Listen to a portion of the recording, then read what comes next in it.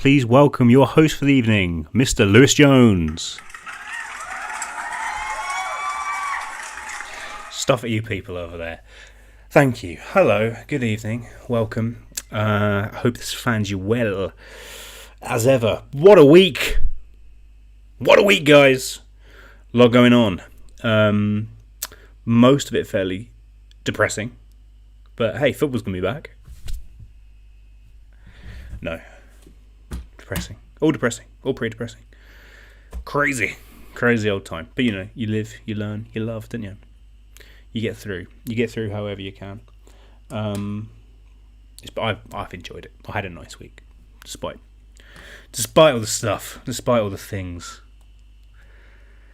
Ugh. Oh well. Yeah, you know. I'm just making noises.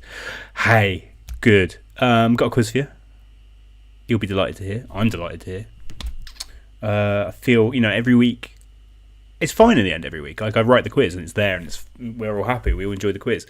But still, every single time, I'm like, oh, God, what if I don't write the quiz? What if something goes wrong? But then I do write the quiz. So it's okay. And, I look at the positives and, I think this quiz, plus the other couple charities I've done in the this is week 10 of doing this quiz. We've raised something like $2,000 for charity in that time. So well done. Thank you all of you out there that have done that. You've got to find those small positives, little drops of change. Hopefully they can come together, create a big old tidal wave of change, and the world can be a better, happier place. We can hope. It looks unlikely. We might have to start a class war, but so be it. I'll see you on the front line, comrades. But oh well. Yeah. I think I've gone mad. I think I genuinely have gone mad. Big up to everyone in the live chat, Quiz Nation, the real heroes. Glad to see you all in the chat. I love to see the chat. We should probably do a quiz. Yeah. Let's just get to it, right? Let's get to the quiz. Or at least the preamble to the quiz. The bit where I talk about the quiz before we start the quiz. Which starts with this bit where it says, welcome to the quiz. It's not there. Why isn't it there? Okay, I know why it's not there. Give me a second. Boom, boom, boom. I knew I'd forgotten. I felt like I'd forgotten something today, and I had forgotten it. There it is. I fixed it. We're all okay. Everything's okay. Welcome to the quiz. Good start. Welcome to the quiz. How does this... Oh, first, for the hardcore. As you know, I send a question every week. 10 questions via email with hard questions. If you like a hard question, you can sign up at this email, tinyletter.com/recklessrapid. Had a few more people do it this week, and a few people really seem to enjoy it, which I love to see. Thank you to those people. Questions on it are like this. What connects Michelle Merriweather, Jim Gorshin, Danny Meredith, and Heath Nicholson? If you're looking at that and you're going, oh, it's clearly... the combination of two people that have played the same Batman villain in films. Michelle Pfeiffer, Lee Merriweather, both Catwoman. Jim Carrey, Frank Gorshin, both the Riddler. Danny DeVito, Burgess Meredith, both the Penguin. Heath Ledger, Jack Nicholson, both the Joker. If you saw that, you could enjoy that quiz, and I'd sign up. You'd have a lovely old time. This week's winner of that quiz was Karis. Well done to Karis and her team. I don't think Karis does this quiz. She just does the other quiz.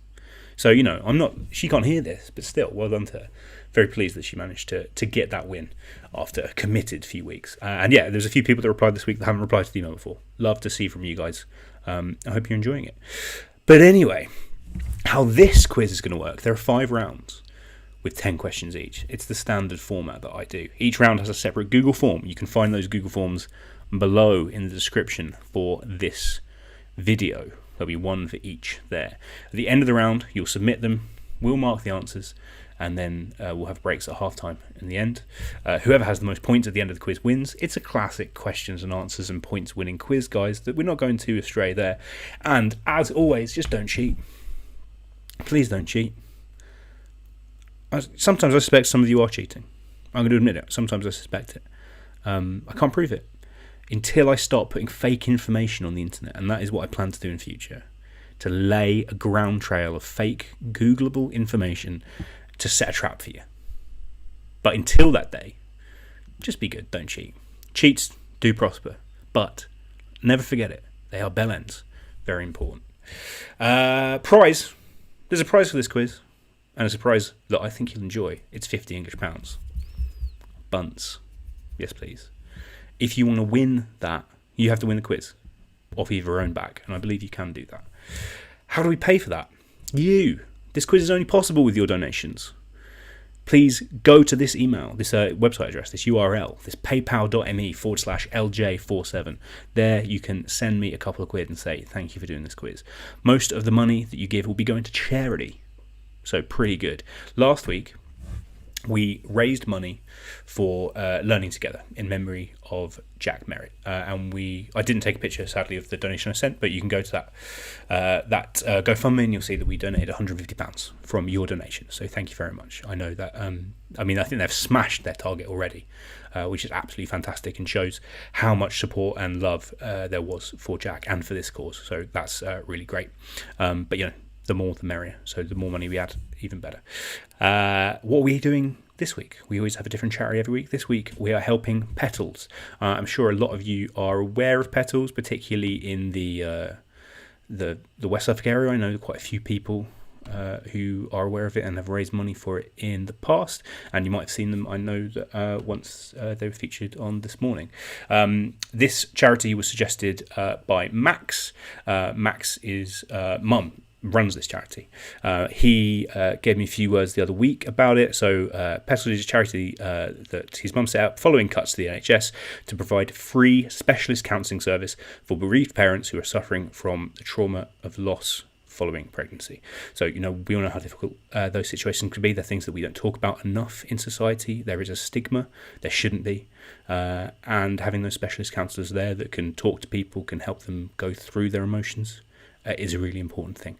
And we know how much cuts to the frontline services of the NHS have affected us generally lately, but it's not just stuff to do with disease, to keeping people alive in the moment. Mental health services and stuff like this, vital work, counselling people, getting them through difficult situations, those have been cut as well. So a charity like Petals, they do a fantastic job. So the money you donate tonight will be going to them. So please donate, dig into those pockets. We really appreciate it. Thank you very much. Anyway, we better get on with the quiz. I think. This week, round one's called J Talking. As you know, every week when we do this quiz, the first round, I take a 3-letter word and I put that in every single question. And I've been going alphabetically. This is the 10th quiz, the 10th letter of the alphabet. As you know, and this isn't one of the questions of the quiz, is J. I was thinking, what's a 3-letter word beginning with J that I can fit into 10 answers? There are not a lot of options. So I've scrapped it. I'm doing something different this week. I hope you'll forgive me. This week, instead, every single answer will start with the letter J. A little bit simpler. And in fact, every word in every answer will start with the letter J in this round. I'm sure you'll get the hang of it. You know how it goes. Let me just see the comments. Phil Weather, Vive la Revolution. You're correct, Phil. Let's go well. Toby says, long live Brent. The hot seat. Nick says, it's either £50, GBP 50 or 50 English pounds, not £50 English pounds. Well, it is, Nick. I've written it. Nothing you can do about it. And Rodri says, hair's getting long, Lou. You are not wrong, my friend. I think about it and I weep. The length of my hair. It's very Harry Potter and the Goblet of Fire. Which, fine, but not needed. And Jack says he loves the letter J. He does. Probably because of the old smoking an OJ, knowing him. Drug addict, caught you. Oh. Anyway, let's get to it. Question number 1 in this J round is this. Which Peter Benchley novel was adapted into a 1970 film, the original blockbuster, directed by Steven Spielberg? Which Peter Benchley novel was adapted into a 1975 film, the original blockbuster, directed by Steven Spielberg? I've started you off nice and easy. Don't need to go too crazy on Q1. We're trying to have fun, aren't we?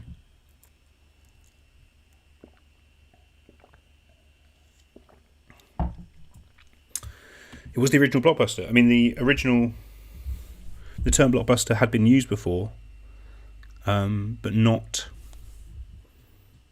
to mean films. This was the first time it was used to mean films. Who knew? Completely revolutionised the old film game. This film. I'm sure you know it. We've got Jess in the chat. She's all on her own. Her team name's called J is for Tomato. Don't ask. I want to ask, to be honest, Jess, but I won't. Because you said don't. I don't want to go against your wishes. That's question number 1. Question number 2 in this round. Dixieland, swing, and bebop are all forms of what art form, sometimes called the only true American art form?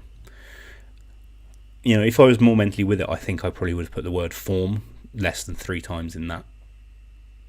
But it's there now. You have to deal with it. It's there thrice, and that's fine. Dixieland, swing, and bebop are all forms of what art form, sometimes called the only true American art form?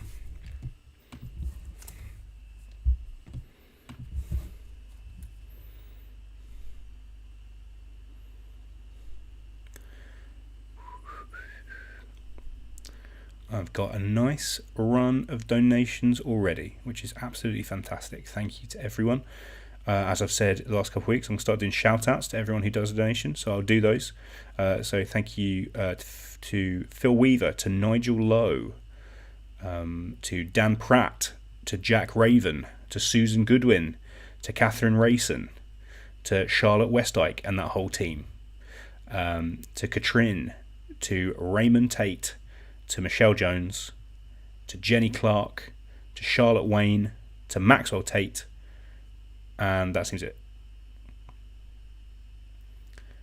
Oh, and Emma House. Thank you to those people. Dan Pratt says that I'm morphing into a bespectacled meatloaf, the singer, not the meal. Good to know. Very good to know. That's your question 2. Dixieland, swing, and bebop are all forms of what art form? Question number 3. Mansaf is the traditional dish of which country that gained independence from the UK in 1946? Mansaf is the national dish of which country that gained independence from the UK in 1946? I've not had it, but it sounds great. Give me some Mansaf. Of course, we're going to try and get round 1 done by 8 o'clock so we can go clap. I have seen that the person who started the clapping has said she doesn't want people to do it anymore. She said a week is enough, which is interesting, and I respect the decision. So I think in future we might not be stopping for that. Hopefully everything will still time out that we can do it. But she's right. The clapping has been a nice moment. It's something we've enjoyed together, but it doesn't actually create change in the way that those people on the front line need, I suppose. Swindle and Daisy having a nice chat in the chat. Love to see that. Plum's proud of his team name, Darren Bernard Castle. Lovely stuff. And Guard says, "Hi LJ, I'm back and he's ready to do it all over again alone." Love to see it, Guards, as always. So that's question 3. Mansaf is the national dish of which country that gained independence from the UK in 1946? Question number 4 in this round on J's. Shahid Khan, owner of Fulham FC, also owns which NFL football team who reached the AFC Conference Finals in 2018 with error-prone quarterback Blake Bortles? Shahid Khan, owner of Fulham FC, also owns which NFL team who reached the AFC Conference Finals in 2018 with error-prone quarterback Blake Bortles? Somewhat of a cult hero, oft mentioned in The Good Place. So fans of The Good Place, I'm sure if you're not sports fans, that might be one you can enjoy. Yaroslav says, instead of clapping, booing looks more powerful and influential. Yeah, there's that whole thing to boo now, which is not... It's not for me. It's very, who cares? Don't boo. Take a flaming torch into the night, that's something. Booing. This isn't Cannes. Wish it was. I would love to go to the cinema, but... You can't anymore. Well, actually, apparently we can in July, which it does seem too soon. It does seem too soon, but hey, hopefully it'll be okay. hopefully. Fingers crossed. Diogo says city name and team name for that NFL question, because I actually want to know. Yep, he's right. You need the name of the city and the name of the team. If it was a football question in the UK, I wouldn't let you put. I'm trying to think of a place where there's only one team. Lincoln, you'd have to put Lincoln City. You need both.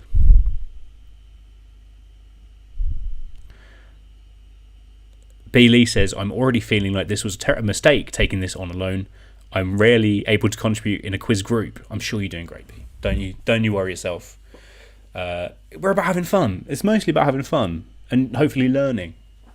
Knowing the answers to the questions, I think, is at least it's like 4th or 5th on the list.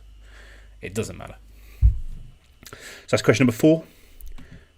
Shahid Khan also owns which NFL team? Question number 5. Which comic book character, editor-in-chief of the Daily Bugle, has been portrayed by J.K. Simmons in 4 Spider-Man films?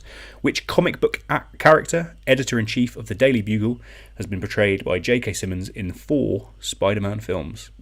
Those being the 3 Toby Maguire Spider-Man films, directed by Sam Raimi, and also appeared as an Alex Jones, like InfoWars Alex Jones, not One Show Alex Jones, like figure at the end of Spider-Man Far From Home.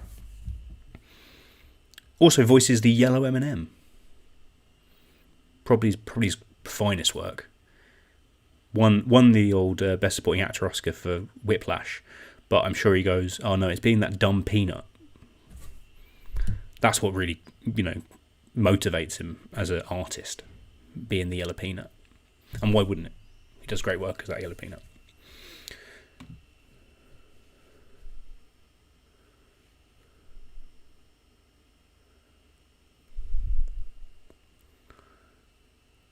Patrick and Adam seem to be having a conversation about toilet etiquette, which is great. Yaroslav says, it is all pretty symbolic and nothing as powerful as that protest. Exactly my thoughts. Of course, you can't really protest in these times when we're not allowed to go near each other, and you've got to be respectful of that. It makes it difficult. But yeah, people have a boo. Paige says, hey Lewis, happy Thursday. I hope it shows the note on your bank statement. I haven't checked yet, but I will have a look at that, Paige. I don't think anyone enjoys this quiz as much as Paige. If you do, let me know. I did. The note says, getting jiggy with it. No, getting jiggy with it. One of the great songs of all time. So thanks, Paige, for that donation. Dan Hunt, thank you to you as well. Emily Richardson, thank you. And Nick Ryder, thank you to you all for those donations. Vanda says she knew her NFL knowledge would come in handy one day. It always will, eventually, Vanda, I'm sure. And Jess says, hope you got the letter for some Samaritans. And she is correct. I have got that. I did a Samaritans quiz for them the other week, and I've got that. It's actually behind the computer right now, Jess. It's right there. We made at least £415, probably more, which is fantastic. Really glad to help them. And it's a nice letter, and I've stuck it up on my wall. So thank you. So that was question number 5. Which character was played by J.K. Simmons? Question number 6. Named for an English scientist, which unit is described as the work required to produce 1 watt of power per second? Named for an English scientist, which unit is described as the work required to produce 1 watt of power per second? I'm sure that one will be fine. Now I've just got getting jiggy with him in my head. Chris Titt says the Spider-Man question, unfair advantage for Alf. Correct, because Alf did work on the most recent Spider-Man film, but hopefully it won't be, that inside knowledge won't be too much help. Oh, and also I got a donation through to my Monzo from Millie. Thank you very much for that, Millie. If you know me personally and don't want to use PayPal, you can just send me money on Monzo, or send me a DM on Facebook or whatever, and I can arrange a different form if you haven't got either of those. Both of those will be fine. That's question number 6, named for an English scientist. What unit is described as the work per second required to produce 1 watt of power? I've put that in the wrong order, but it's all there. It's on the screen. You know how it works. You can read. I hope you can read. Question number 7. In 2019, Game of Thrones actor Sophie Turner married which singer, lead singer of DNCE, who had a hit with Cake by the Ocean? In 2019, Game of Thrones actor Sophie Turner married which singer, lead singer of DNCE, who had a hit with Cake by the Ocean? Cake by the Ocean. Weird song. I don't know what that was about. Probably not from Cake. It could be. It probably is not about Cake. It could be about Cake. I doubt it. Donation from Chris Tit. Chris Titterington.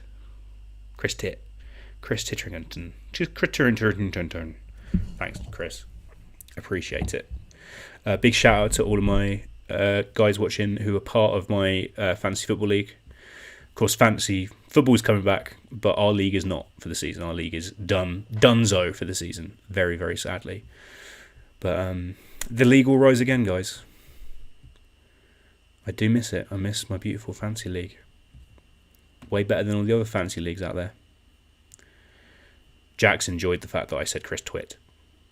You know, a Freudian slip sometimes can be more powerful than the truth, can't it? That was question 7. In 2019, Game of Thrones actor Sophie Turner married which singer? Question number 8. Located on Java, the world's most populated island, what is the capital city of Indonesia? Located on Java, the world's most populated island, what is the capital city of Indonesia? Indonesia! Trying to do my talking like the boy Michael Portillo.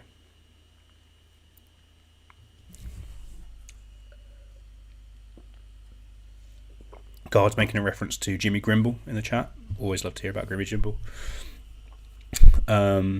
Max was given an RIP. I'm not sure who's RIP'd, but I agree with you, Maxwell, as always. Oh, no, you're talking about the league, because you're in the league. I'm with it now. I'm not with it. I'm with it now, though. The league will be back, my brother. Yara says, up the blades. Guard says, gutted it, finished victory, snatched away from me. I think you were 3rd or 4th. Max says, who's your fantasy league go-to captain? A great question, Max.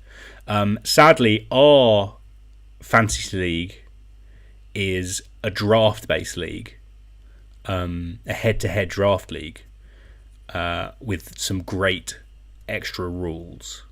So we don't have captains. But all of the big fancy chat guys in the chat, let Max know who your big hitters are. Who you're going to double up. I think for me, on the normal game, you can't really look past Salah lately, can you? Aguero. I think I spent most of this season having Mane, which has had some pros and some cons. The cons being that Liverpool win. But, you know, what you can do. That was question 8. What's the capital city of Indonesia? Question number 9. Judith Schneidlin is the real name of which US TV star who has presented her eponymous show since 1996? Judith Schneidlin is the real name of which US TV star who has presented her eponymous show since 1996? I believe actually this is her last season. They're doing a new show with her after these. Chris Tit says, is the league returning? Specifically, no, we're not. It's not back. It's not back. The way that the FPL run their league, from which we take the points, not compatible with our league, sadly, guys. Paul's saying Chris Wood is his double. I've had Chris Wood all season, and he's been lovely. Tom Ive says Mane, Alexander-Arnold. I stole Alexander-Arnold when he had that really good run over December, and it was I was so proud. Toby says Matthew Etherington was always a good bet. You're not wrong. And Rodri says, nope, no more footy chat this week. Our apologies, Rodri. Is there a rugby fantasy league? You know, we could talk about that. So that's question number 9. Judith Schneidlin is the real name of which US TV star who's presented her an eponymous TV show since 1996. And finally, in this round, question number 10. The youngest of 10 children, which singer's highest charting UK single was 1993's That's the Way Love Goes? The youngest of 10 children, which singer's highest charting UK single was 1993's That's the Way Love Goes? Austin is a KDB for Captain Man. He's had a fantastic season. That is undeniable. Even with an injury here or there. But he has been fantastic. Nick Ryder says Franz Beckenbauer. one of the greatest of all time, Nick.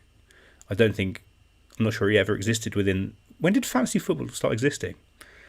I'm not sure. Max says Stephen Ireland. I mean, when Stephen Ireland was at City, he was good for a point here and there. My dad used to really like Stephen Ireland. I remember my dad going, "Yeah, great player, Stephen Ireland, number 7, glistening on his back." Rodri actually says there is a rugby fantasy league and he's won 3 years on the trot. Pretty impressive. And Austin does point out he was Salah all last year, but his weekly average points have gradually reduced. Yeah, he's not been getting the returns in quite so high this season. Mane has really stepped up, I feel, in terms of their attacking output. And Jack, a little nod for Benoit Asuakotu. One of the great footballers who doesn't like football. And I think an answer in this quiz in week 1, was he not? Max says, probably shouldn't have started this talking topic, didn't anticipate this much passion. People love fantasy football, Max. They really do. Anyway, those are your questions for round number 1. So please, as always, make sure you've answered every question. You know it begins with J. Every word in every answer in this round begins with J. So, jump in Jehoshaphat. It could be. Who knows? Put it in. Spell your team name correctly and make sure you spell your team name correctly in every single round. It makes it so much quicker for us to find out who's won the quiz at the end. So we'll appreciate that. Thank you. And then press submit. That will come through to us so we can mark it. So I'm going to give you a slightly longer than normal break. We're going to say until 3 minutes past 8. So we can do this final clap for the NHS. And we'll come back, we'll do the marking there, and we'll move on to the answer smash round. So I will put you on some music, courtesy of friend of the quiz, Daniel Penner, and we'll be back in a moment. Thank you. The curtain's still lowered, it's just before dawn. I'm standing here wondering I've waited so long. By the time the clock strikes 6, I'll be somewhere far, far away. No matter all the tears you shed when you asked me to stay.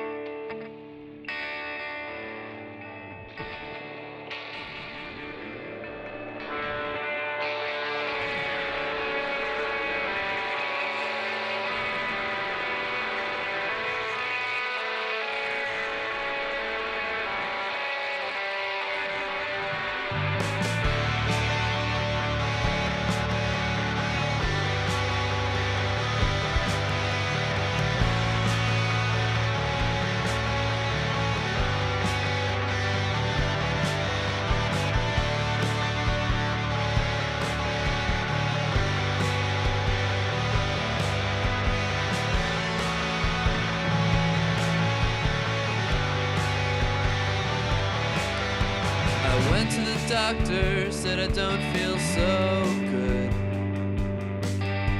My temperature's high and I'm misunderstood. But he said, son, I'm not that kind of doc, but I know just what to do. And if you thought for a second, I think you know it too.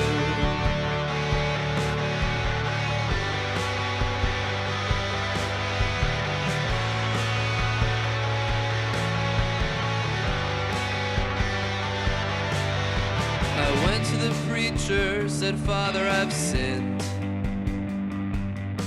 I've spent my whole life living out on the fringe. But he said, son, well, that's not a sin, but I know just how you feel. Yeah. I think you should go out and find something real.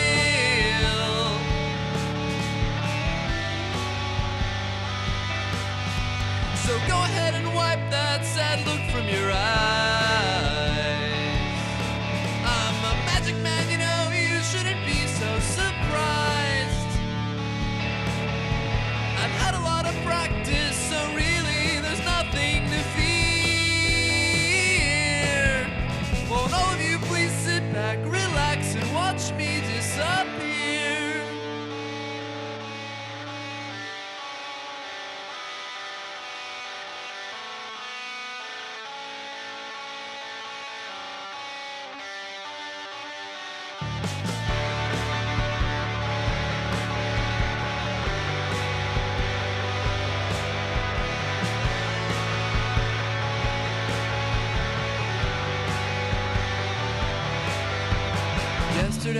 spoke to the delivery man. I told him I'm running as far as I can. He said, son, I don't really know you, but I hope you find what you're looking for. And if you gotta go, you ought to do it with style, you know.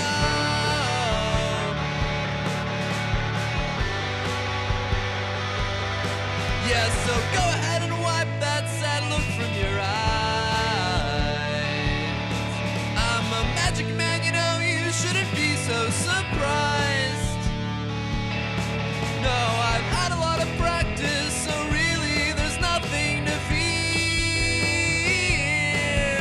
So all of you please sit back, relax, and watch me disappear.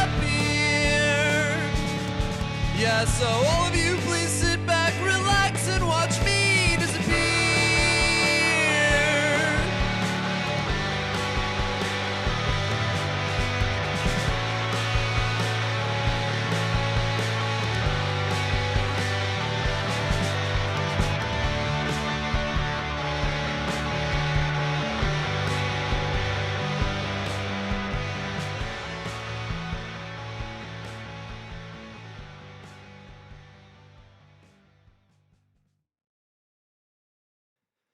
The curtain's still lowered, it's just before dawn. I'm standing here wondering I've waited so long. By the time the clock strikes 6, I'll be somewhere far, far away. No matter all the tears you shed when you asked me to stay.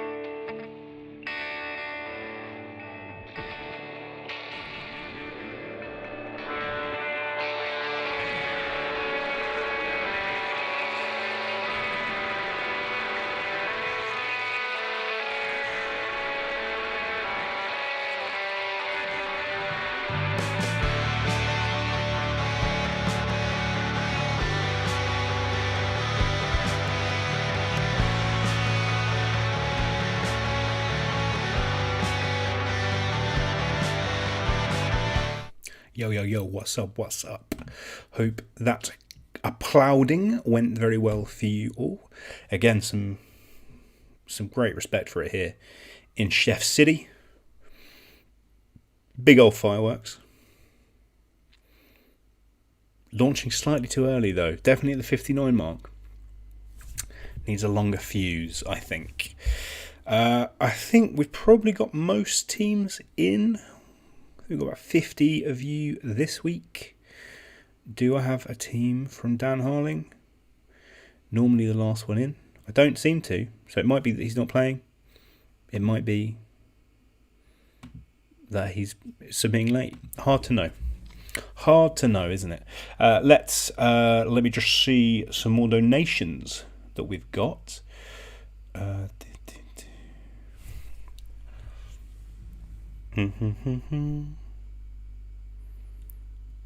Got lots of emails.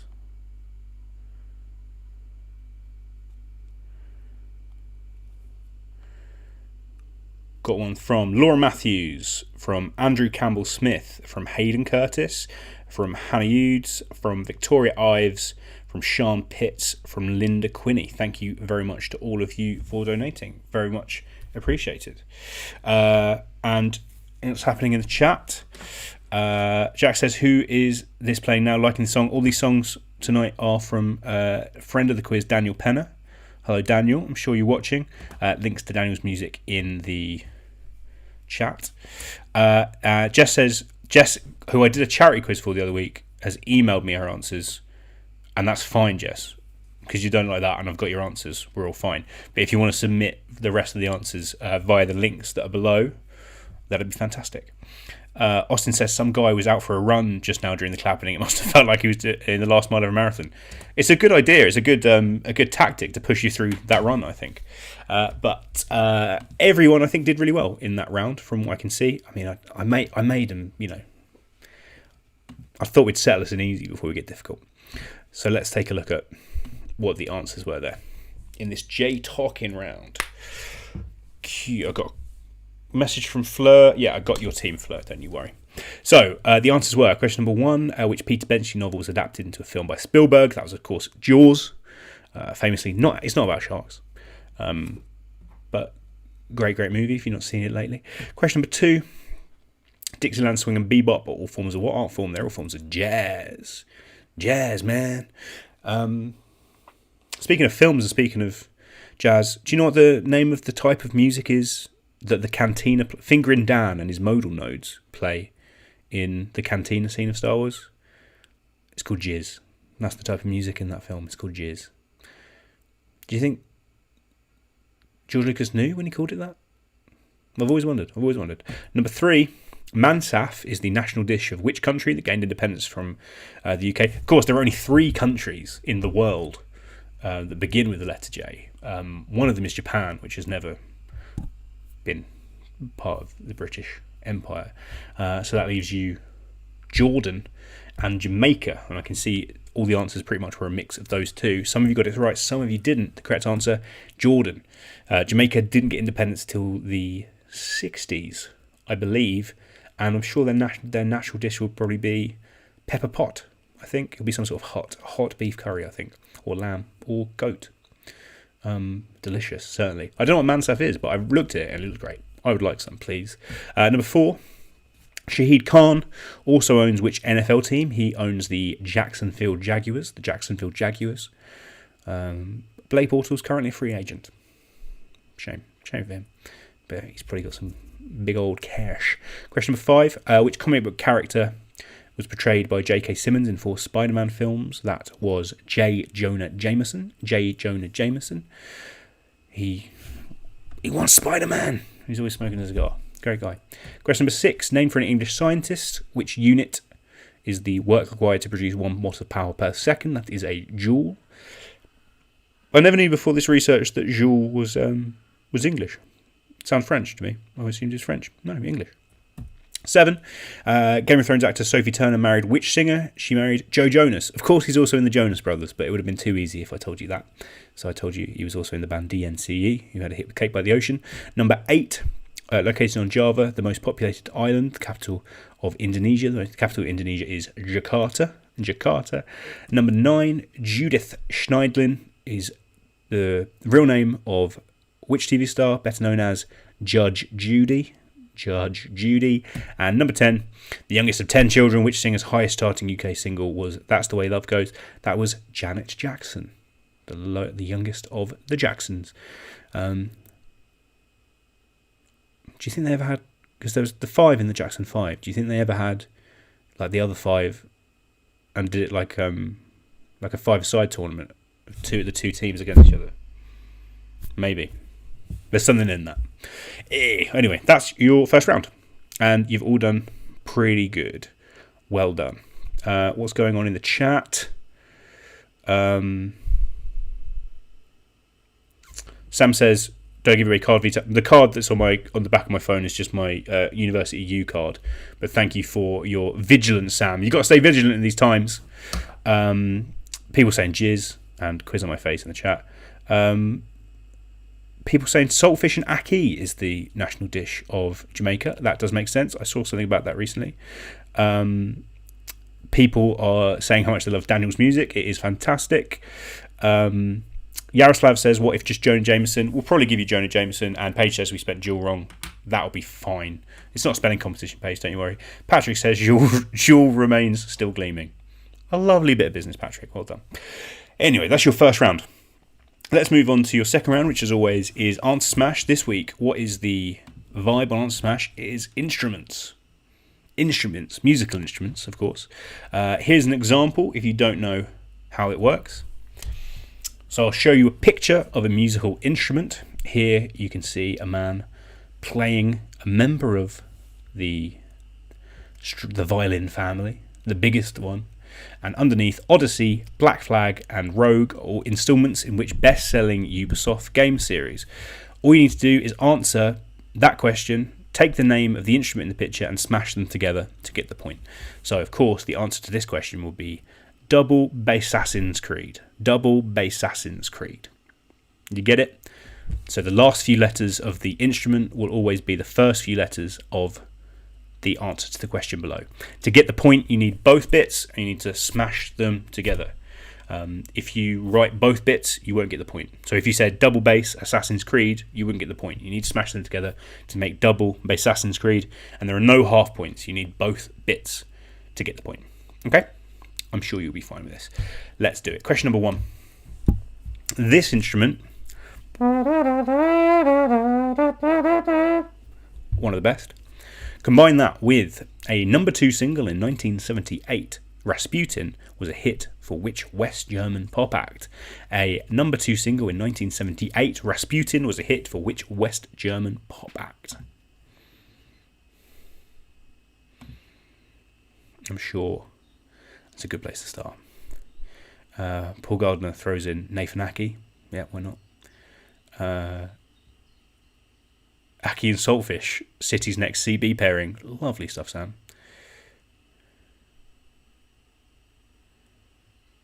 Molly says it can be both ways. Double answer smash.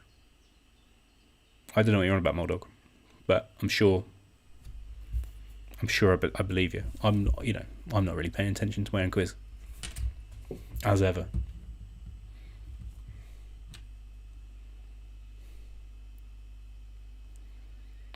I think I've got a few more. Oh, got a good chunk more donations.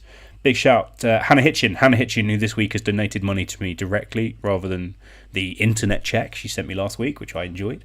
From Jess Robinson, thank you, Jess. From Laura Armistead.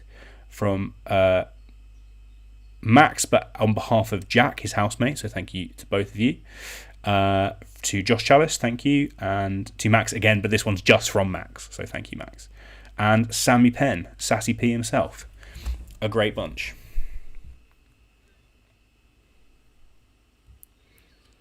And Yaroslav says, Just Dance is Life. It's a big hit. It's a big hit. People love this song. People do love this song. Anyway, so that's your question number 1. Question number 2 in this round. This stringed instrument, hollow body, 8 strings arranged in pairs, and combine that instrument with flax is an alternative name for which fibre crop used for clothes making and its multi-purposed oil. Flax is an alternative name for which fibre crop used for clothes making and its multi-purpose oil.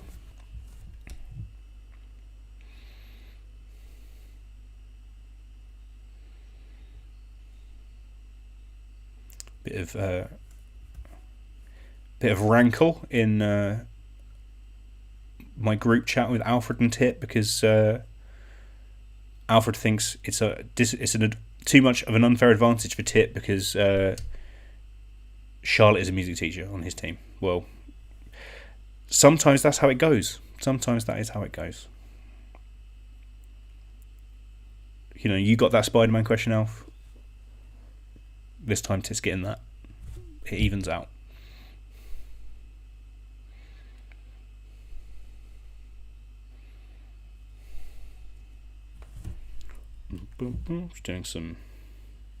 Just doing some admin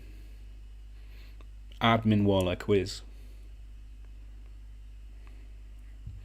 Trying to make the superior quiz because Jay's still getting all those people doing his quiz and it's rubbish. It is rubbish. So that's question number 2. Combine that instrument with flax is an alternative name for which fibre crop used for clothes making and its multi-purpose oil. Question number 3. This musical instrument, a woodwind. Woodwind? Yes, it would. Probably got a reed in it somewhere. I don't really know what a reed is. I just know these instruments have reeds. I don't know what they do.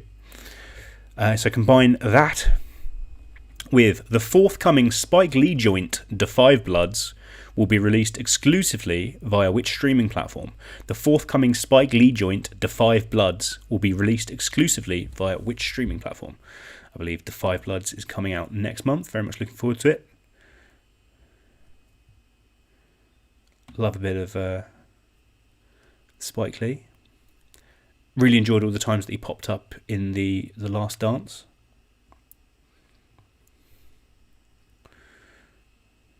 Jess pointing out that Robinson is also her. She goes by many names. She's not a money launderer. I didn't suspect you of money laundering, but now I do, Jess. Now you've said it. Seems like you're protesting too much about all the money laundering you're doing. I do think, like every week when you guys donate me money and then it goes through, I do think, does you think PayPal thinks I'm money laundering somehow? But I'm not. Or am I? No, I'm not. Or am I? No, I'm not. God says, I make clothes out of unusual things, so more for you guys. I mean, that is true. I've seen guards dressed as Alan Partridge's shower monster. So, guards has the skills to make clothes out of anything he wants, really.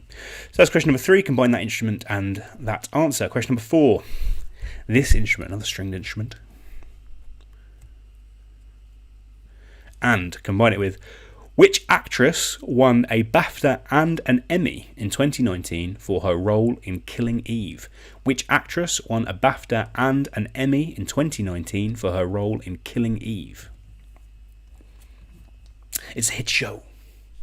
People like it. My dad likes it. My dad watches it. My dad's got into prestige television lately. It's a real. It's lovely to see. He's enjoying culture on a level where we can interact about it. Killing Eve, myself, I think I watched series 1 and then I sort of fell off mid-series 2. But good, isn't it? Good. People like it. People like this actress. So combine those two answers. Question number 4, that musical instrument and the actress who won a BAFTA and an Emmy in 2019 for her role in Killing Eve. Question number 5, this instrument, certainly a more unusual one compared to the others, but a fascinating instrument nonetheless. And combine that with, created by Marcus Notch Persson, what is the best-selling video game of all time? Created by Marcus Notch Persson, what is the best-selling video game of all time?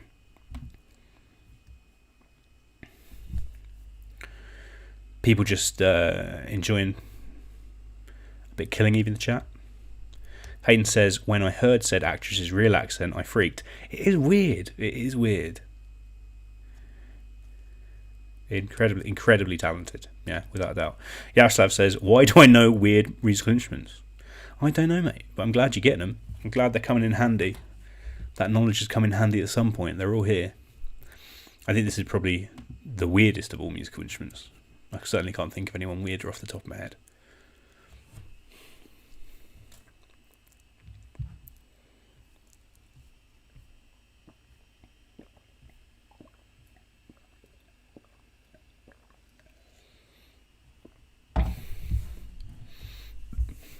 So that was your question number 5. Question number 6.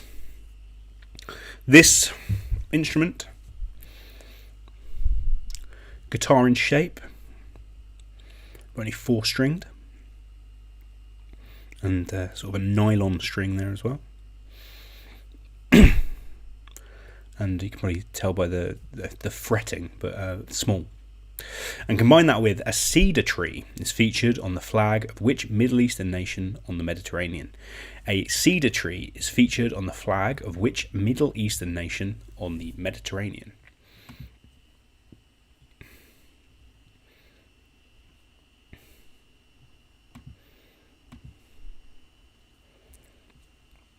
There's a great restaurant on West Street that does the food of this nation.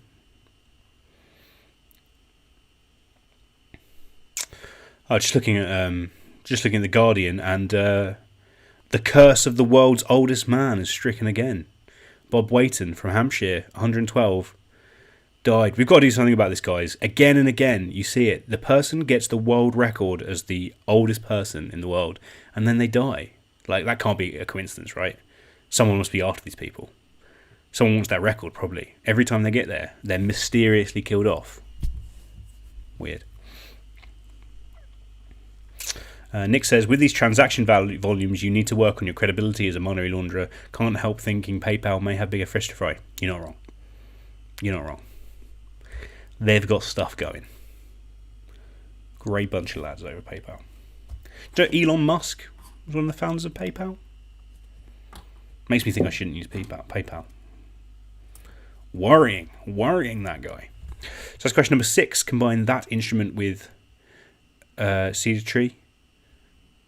Question number 7. This instrument. This was the only picture of this instrument I could find that was like in a landscape way for me to fit in. So you've got this woman playing it. None of the others have that. It's just this one. But I hope you enjoy it. And combine it with which car company that take their name from the national flower of India created the Esprit, Elan and Elise models. Which car company that take their name from the national flower of India created the Esprit, Elan and Elise models? Austin says the curse, aka just being old. If I could post the old Rainier Wolfcastle, that is the joke meme, I would, Austin. I would. But I don't know how to do that in this format.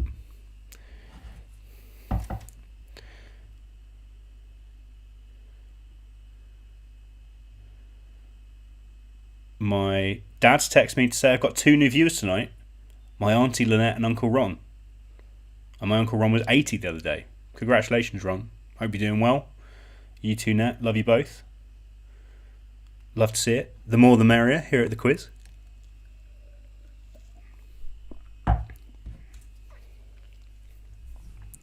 So that's your question number 7. Combine that instrument with which car company that takes the name from the national flower of India created the Esprit, the Elan and Elise models. Question number 8.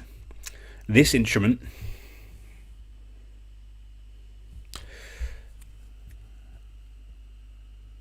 it's not the one you think it is when you first look at it, because like it's big and it's on wheels. You'll know. And it's got those drop down bits. And it's played like that.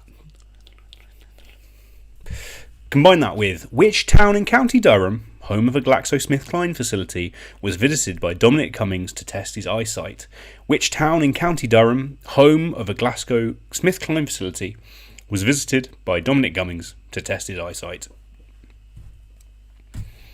This originally the question was going to be like which town in County Durham, 250 miles away from London. But no, I thought it's not like me to do topical. It's like me to do satirical, of course, always. But it's not like me to do topical. But I thought I'd throw some in there because it worked for this one.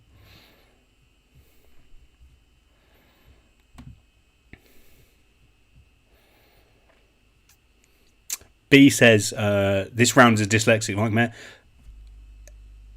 There's never a spelling element in this quiz. Of course, in this round, it does help matching the 2 letters together. But if things go a bit wrong, we're not gonna let you go. Don't you worry. Do your best. So combine that instrument with the town and County Durham visited by Dominic Cummings to test his eyesight. Question number 9. I think this one's a bit easier. I'm sure you'll agree. That one. A lovely C in the key of C. You'll see it says there. And in 1998, which woman did Bill Clinton falsely claim he did not have sexual relations with? In 1998, which woman did Bill Clinton falsely claim he did not have sexual relations with? I did not have sexual relations with that woman. We all remember it. 1998. The whole impeachment.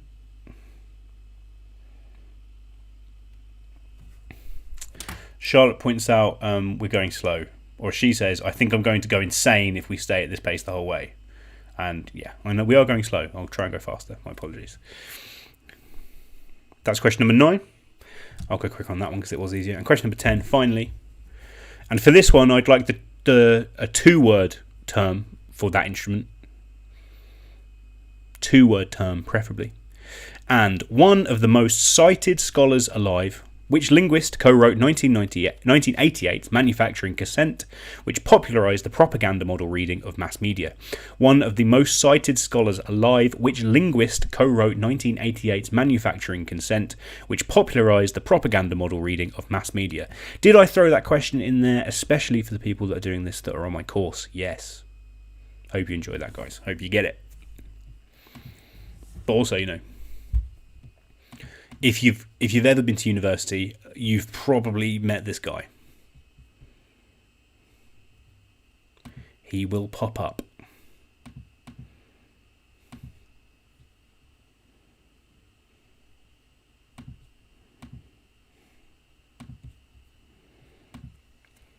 So combine that instrument with one of the most cited scholars alive, which linguist co-wrote 1988's Manufacturing Consent, which popularised the propaganda model reading of mass media. And that is your lot in the Answer Smash round. So, as always, answer every question, especially on this one. If you've got one half, guess the other half. Don't leave it blank, always guess. You won't get a point for leaving it blank, but you might get a point if you guess. Spell your team name correctly, or at least as you did it in the first round, and then press submit. I'm going to give you until half past to get your answers in, and I'll leave you with some more music from Daniel until then. See you in a second.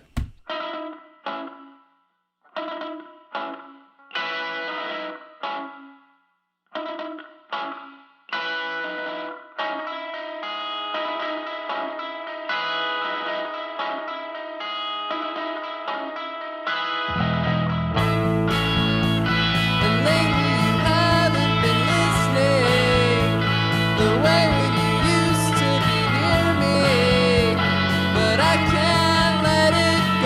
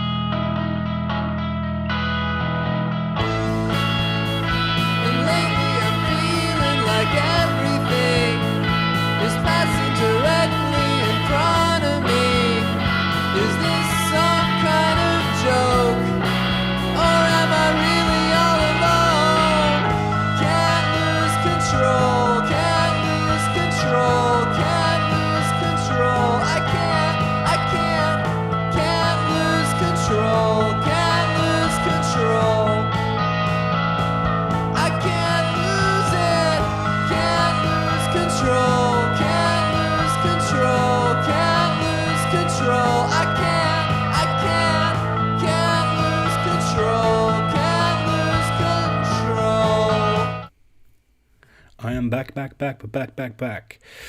What's happening, guys? There's some people talking in the chat, and I don't know who they are, and I don't know what they're saying, but I love it. Faith Esho, WT Freak. Yeah, why not, Faith? God says this is half time. No, just doing a little break before I get the answers. One more round before we have the bigger break there, guards. Big up the message retracted and massage retracted crew. Love those. Di Watson. Good evening, Jason. Keep up the good work. Play every week. Thank you. Okay. I love it.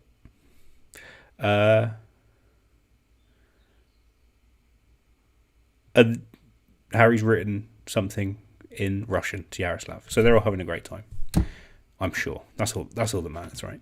I think everyone has submitted there, so let's take a look at these answers, shall we? First one, obviously, trombone and Boney M. Trombone M, easy. Number 2, slightly harder. This stringed instrument, of course, famously used on Losing My Religion by R.E.M. And Captain Corelli had one. It's a mandolin. And flax is the alternate name for linseed, so mandolin seed. Flax or linseed is where we get linen from. That's the clothes. And linseed oil used for lots of purposes. Some industrial lubricants, but also can be used occasionally as a like a vitamin, I suppose. Number 3, this woodwind is a clarinet, and Spike Lee's The Five Bloods will be released on Clarinetflix. Lovely stuff. Question 4, this one, I don't know how you define the sort of like the drummy bit instead of the hole, so the sound hole. But that, of course, is a banjo. And which actress won a BAFTA and an Emmy for A Role in Killing Eve? That was Jodie Comer. So the correct answer is Banjodie Comer. Big fan.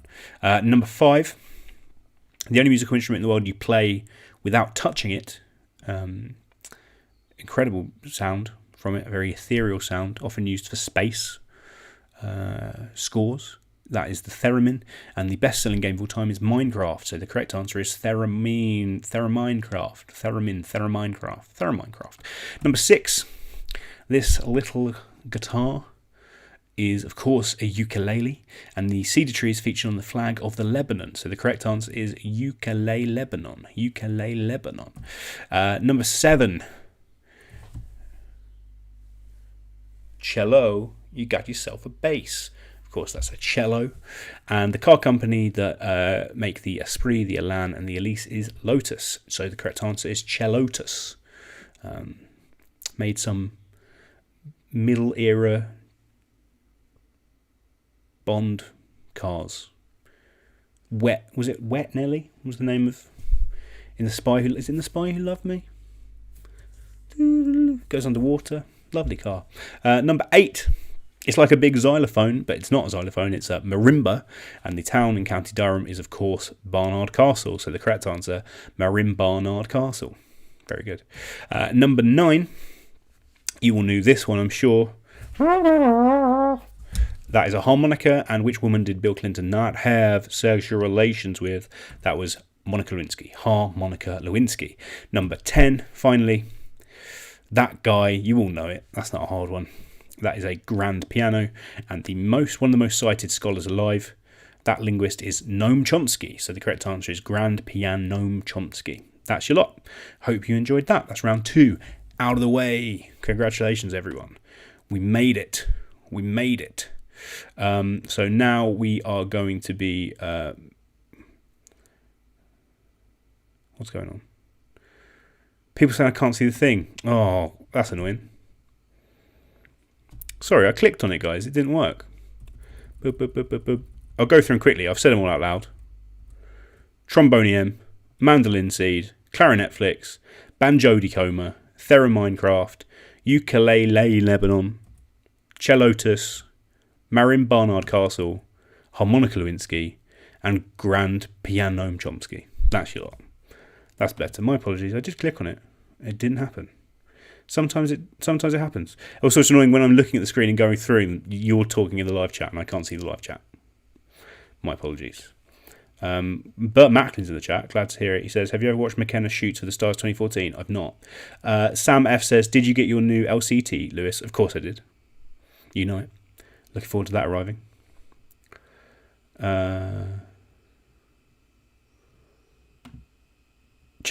Jack says, for fuck's sake, I put Thera Minesweeper. I love that. B. Lee says, I think we called her Jodie Cormer. Can we blame the typo? I think we'll allow that in that one. Don't you worry.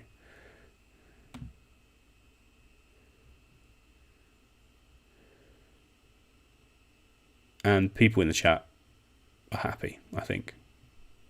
I hope. We'll see.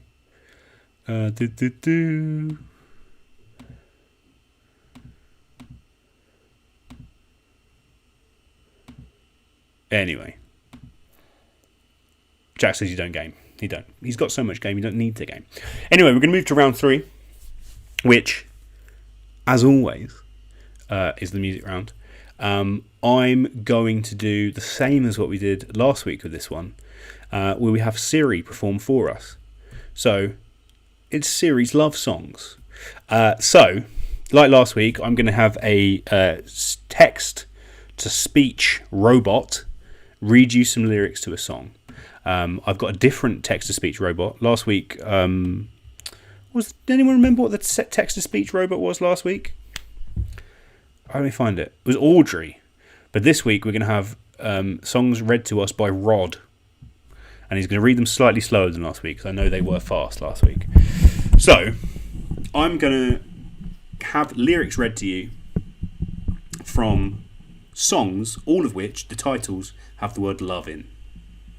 Love is in the title of all of these songs. I will also give you the year that song was number 1. All you need to do is name the artist who had the number 1 with that song in that year. Pretty simple. I'm sure you will understand it. Let's take a look at these, shall we? Jack Lujaw himself, who suggested this, says, I regret ever suggesting Siri. My apologies, Jack. You did it. Look where we are. Look where you got us. I am wanting to do some more complex version of this round, and I have some in mind, but they need a little bit more work than we currently can fit in. But don't worry, they'll be back. We'll see what we can do. Jared Dewey says you are high. I bloody wish I was, mate. Bloody wish I was. We'll see. Let me find the lyrics that I'm going to get read out for this. So first, this song is from 1996. What a year. Euro 96 and all that. Here are some lyrics to a song that was number 1 that year, that has the word love in its title. All you need to do is tell me the name of the artist who got its number 1. Here is your first song. I know your eyes in the morning sun. I feel you touch my hand in the pouring rain. And the moment that you wander far from me, I want to feel you in my arms again. And you come to me on a summer breeze. Keep you warm in your love, then you softly leave. And it's me you need to show. I'll read that one again. Well, I won't. Rod will. Our good friend Rod. I know your eyes in the morning sun. I feel you touch my hand in the pouring rain. And the moment that you wander far from me, I want to feel you in my arms again. And you come to me on a summer breeze. Keep you warm in your love, then you softly leave. And it's me you need to show. There you are. That's your first one. Let's do number 2. I believe this one is from 2009. This track from 2009. Who had a number 1 with this? 'Cause every minute's like an hour. Every hour's like a day, every day lasts forever. But what else am I gonna do? I'd wait forever and a day for you. I wait up, I can't eat, I can't sleep. What else could it be missing so deep? Long as I'm where you're going to, I'd wait forever and a day for you. I wait up for you. Great lyrics, undoubtedly. Let's hear those again. 'Cause every minute's like an hour. Every hour's like a day, every day lasts forever. But what else am I gonna do? I'd wait forever and a day for you. I wait up, I can't eat, I can't sleep. What else could it be missing so deep? Long as I'm where you're going to. I'd wait forever and a day for you. I wait up for you. Beautiful, beautiful sentiment, certainly. That was number 2. Question number 3. This is a song from 2015.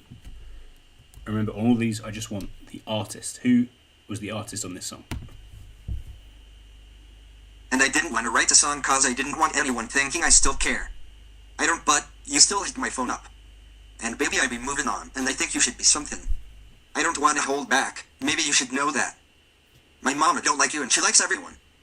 And I never like to admit that I was wrong. And I've been so caught up in my job, didn't see what's going on. But now I know, I'm better sleeping on my own.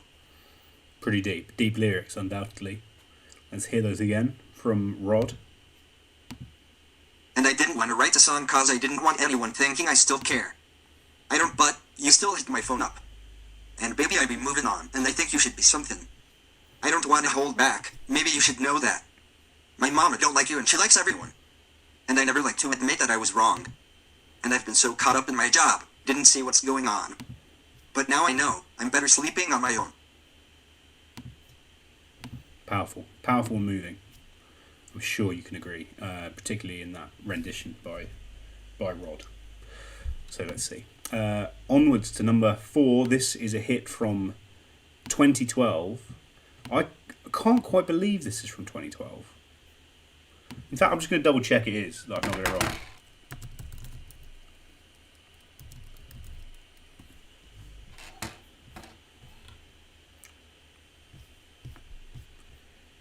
No, it is 2012, and oh god, we age so quickly. Where's life gone? I can't believe this was 8 years ago. Sickening. But hey, here it is. Who sang? I'm having a crisis, guys. Who sang this? I got this feeling on the summer day when you were gone. I crashed my car into the bridge. I watched. I let it burn. I threw your shit into a bag and pushed it down the stairs. I crashed my car into the bridge. Beautiful lyrics. Beautiful, powerful lyrics. Beautifully read by Rod. Let's have those again, please, Rod. I got this feeling on the summer day when you were gone. I crashed my car into the bridge. I watched. I let it burn. I threw your shit into a bag and pushed it down the stairs. I crashed my car into the bridge. Powerful. Somehow that song came out 8 years ago. I still don't quite believe it, even though all the facts are telling me that that is true. But I just said that was 2014 at the latest, at the earliest. Oh, wow. On to this one, question number 5. This one's from 1993.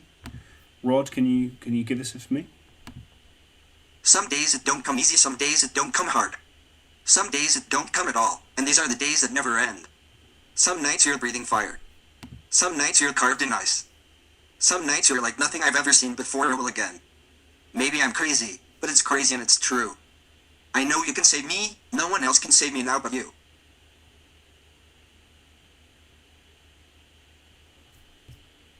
Powerful, certainly powerful. I'll give you that one more time. Some days it don't come easy, some days it don't come hard. Some days it don't come at all, and these are the days that never end. Some nights you're breathing fire.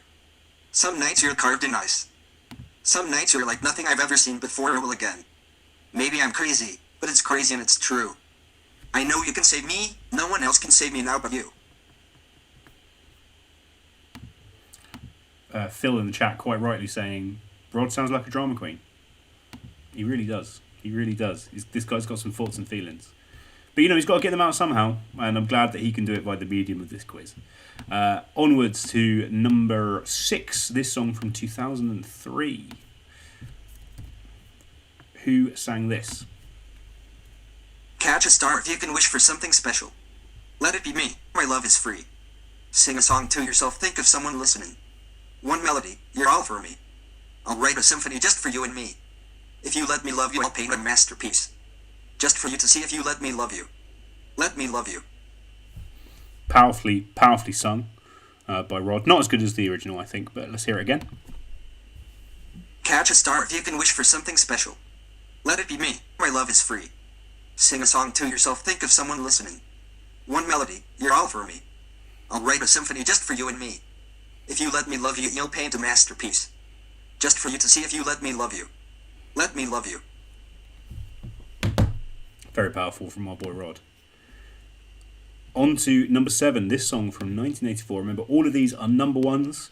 All of these have the word love, or a derivative of the word love, somewhere in the title. So this is number 7. I've got to take a little time. A little time to think things over. I better read between the lines. In case I need it when I'm older. Now this mountain I must climb. Feels like the world upon my shoulders. But through the clouds I see love shine. It keeps me warm as life grows colder. In my life, there's been heartache and pain. I don't know if I can face it again. Can't stop now, I've traveled so far. To change this lonely life. Wow, again, more powerful. I mean, I've got to admit, this is one of these ones where, like, if I was playing the quiz, I'd have no idea. Which, for me, are the hardest questions. I throw in ones that I think this would be hard, because I would have no clue. But apparently this was a big hit. So, what is this song? I'll play it once for more. I've got to take a little time. A little time to think things over. I better read between the lines. In case I need it when I'm older. Now this mountain I must climb. Feels like the world upon my shoulders. But through the clouds I see love shine. It keeps me warm as life grows colder. In my life, there's been heartache and pain. I don't know if I can face it again. Can't stop now, I've traveled so far. To change this lonely life. Powerful. On to this one from 2019. Who sang this? I'm going under and this time I fear there's no one to save me. This all or nothing really got a way of driving me crazy. I need somebody to heal, somebody to know. Somebody to have, somebody to hold. It's easy to say, but it's never the same. I guess I kinda like the way you numbed all the pain. Again, I mean, I don't know why I've chosen such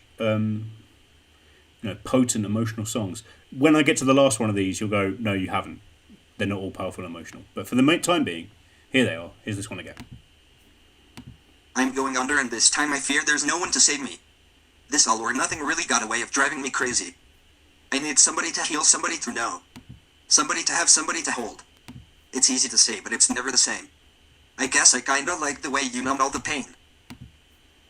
Beautiful. On to number 9 from 1986. This might be my favourite of the... No, the last one is definitely my favourite, but otherwise. Here it is, number 9. Are you ready? Are you ready? Are you ready? Are you ready? Are you ready for the time of your life? It's time to stand up and fight. It's alright, hand in hand we take a caravan to the motherland.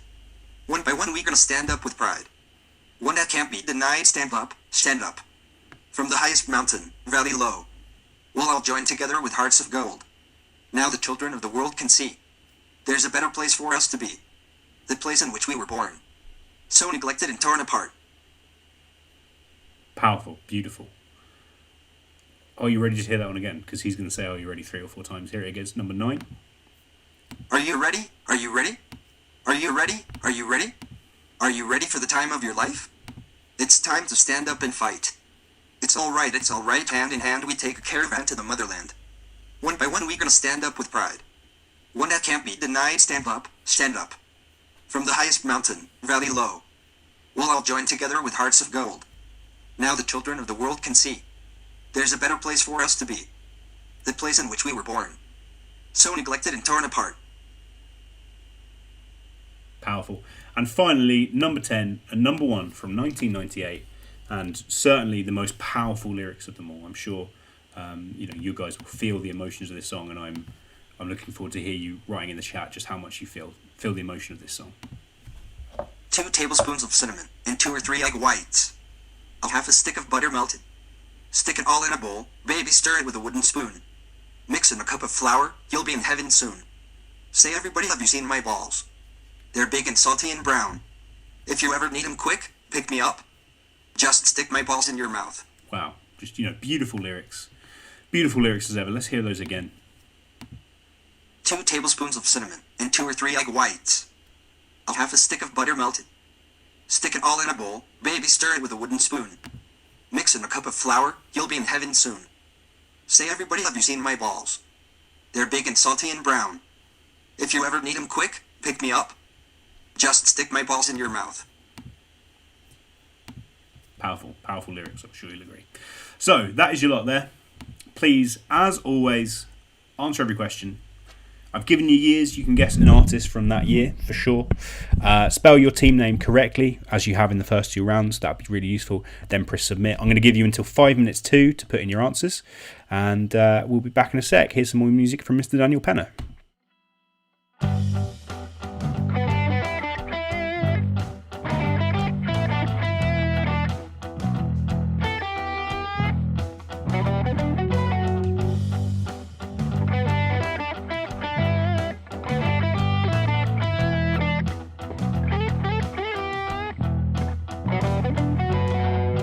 I've wandered up and down the streets of gold, and I've seen the thoughts of those you'll never know.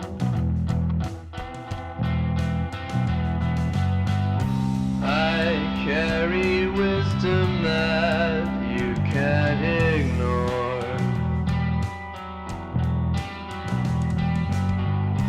I'm not a prophet, no, but I've seen my words unfold before.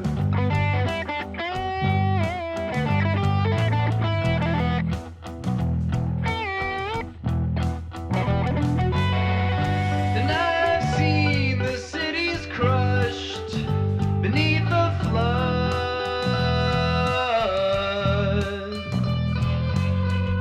And I've seen the people thirst for each other's blood.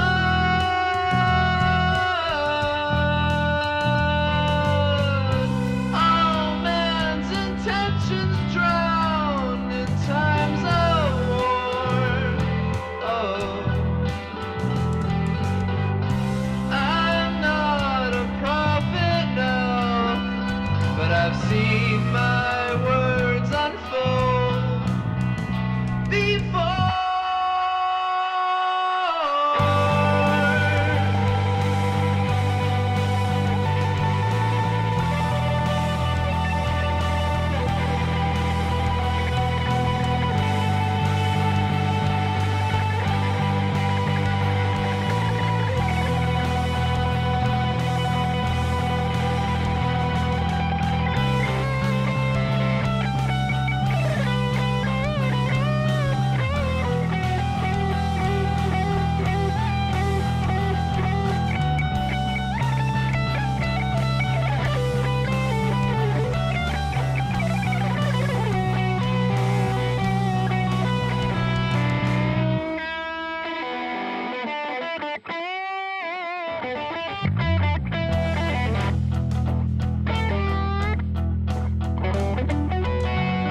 Now every word I spoke is bought and sold,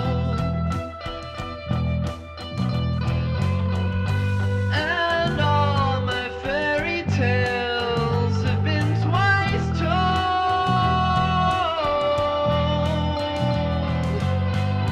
Still, you won't get what you've been waiting for. No. Hey, what's up? Seems good. Seems people enjoyed that. Things seem to be coming in pretty nice. Wisconsin Truck Spotting says that's great. You're welcome, Wisconsin Truck Spotting. And Ernest Estebaia says, please visit my house, please. Okay. If you want, Ernest, we can do that. You know, it depends what you want.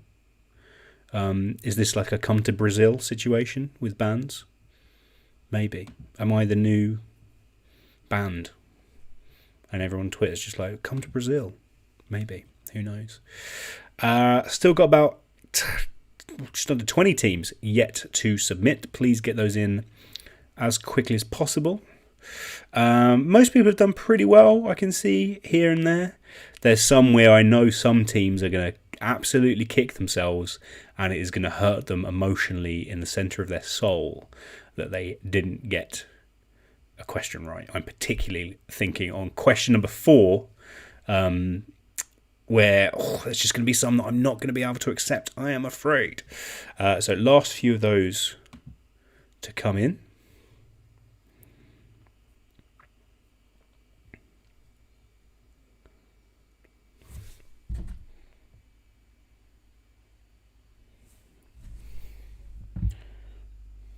Just got a call from my assistant Alice. I don't know what it's about. Hopefully everything's okay. Also, Ernest says, Penge skin gosen, sir. No idea, Ernest. Also, we have 254 concurrent viewers, which is strange because, there's only about 50 teams doing the quiz this week. Maybe about 200 people. But some of you are in the same room. I don't know what's happening there. It scares me. But hey, you got to live with it. Okay, I think pretty much everyone has got theirs in. So, let's take a look at series love song answers. And there, I've double checked to make sure, yep, you can see everything that you're supposed to see. Thank bloody God. Let's see what they were. People saying it was hard. Oh, yeah, I think it is. I think it is hard. Let's see. Number 1 was How Deep Is Your Love by Take That. How deep is your love? I know your eyes in the morning sun. If you touch me in the pouring rain, the moment that you wander far from me, I want to feel you in my arms again. Beautiful. That was Take That, of course, originally by the Bee Gees. Number 2 from 2009, that was Everybody in Love by JLS. Because every minute's like an hour, every hour is like a day, every day lasts forever. But what else am I gonna do? Beautiful. Love dancing to that song back in the day. Number 3, 2015. That was Love Yourself by Justin Bieber. Don't think I've ever heard that song. I'm aware of the Mama Don't Like You, She Likes Everyone, because people were posting it on Tumblr a lot of the time, but otherwise not really aware of it. Number 4, I think this is going to be the killer for some people. This one that I couldn't believe was from 2012. That was I Love It by Iconopop featuring Charlie XCX. If you just put Charlie XCX, I can't give you the point. She was the featured artist. I've skipped forward there. Iconopop were the artists. If you put the whole thing, brilliant. I wish I could give you bonus points, but I can't. But I accept just Iconopop on its own, but I'm afraid I won't be able to accept Charlie XCX on its own. My apologies to quite a few of you there. Number 5, the number artist for 1993, that was Old Meatloaf with I would do anything for love, but I won't do that. I wouldn't have got that one. Number 6 was Are You Ready for Love by Elton John. Of course, that remixed version that was released. Catch your star if you can, think of something special. Bing, bing, bing, bing, bing. Beautiful, love that one. Remember listening to that and playing Grand Theft Auto San Andreas. A glorious time in our lives. Number 7 for 1994, that was I Wanna Know What Love Is by Foreigner. I wouldn't have got that one. Number 8 from 2019, best-selling single of 2019, I believe, Someone You Loved by Lewis Capaldi. Number 9 from 1986, the incomparable House Martins with Caravan of Love. Every woman, every man, join the caravan of love. Stand up, stand up, stand up. Brilliant. One of only 2 songs ever to be UK number ones with purely a cappella songs, the other being the Flying Pickets version of Only You. So, And number 10 for 1998, that was Chocolate Shell Salty Balls, open brackets, P.S. I Love You, close brackets, by Chef. I think pretty much everyone put Chef. I was worried there was going to be an issue that people would put Isaac Hayes. Of course, he voiced Chef, but it was released under the name Chef, not under Isaac Hayes. So, so that is your lot. That means we are at the break. We're going to toss up the scores and get you marked for there. We'll meet you back here at 10 minutes past. Yeah, 10 minutes past, so about 8 minutes, 9 minutes to get going with the second half of the quiz. If you've not donated yet, please do so. Got more donations through from Keith, from Lindsay, and from Vanda. Thank you very much to those guys. Obviously, as I said, all the charity donations tonight are going through to help Petals, a fantastic charity that does a lot to help people that have gone through the pain of losing a child. So we'd really like to help them in this difficult time, as we like to help all the charities that we help in this quiz. So I will see you in a couple minutes. The curtain's still lowered, it's just before dawn. I'm standing here wondering I've waited so long. By the time the clock strikes 6, I'll be somewhere far, far away. No matter all the tears you shed when you asked me to stay.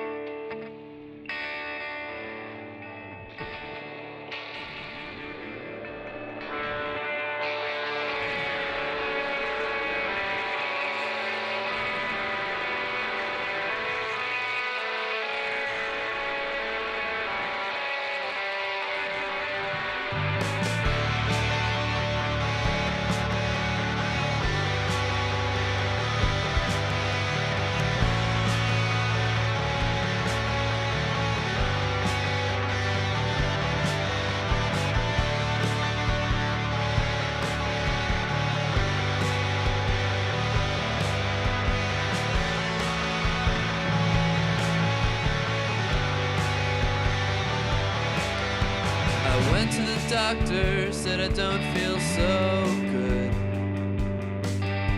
My temperature's high and I'm misunderstood. But he said, son, you know I'm not that kind of doc, but I know just what to do. And if you thought for a second, I think you know it too.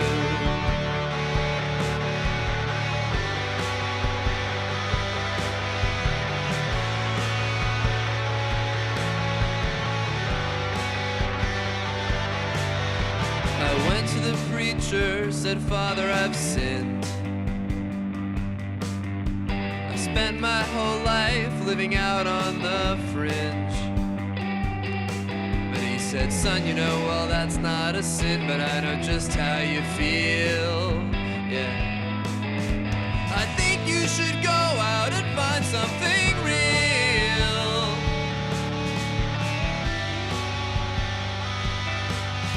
So go ahead and wipe that sad look from your eyes. I'm a magic man, you know, you shouldn't be so surprised. I've had a lot of practice, so really there's nothing to fear. Won't all of you please sit back, relax, and watch me disappear?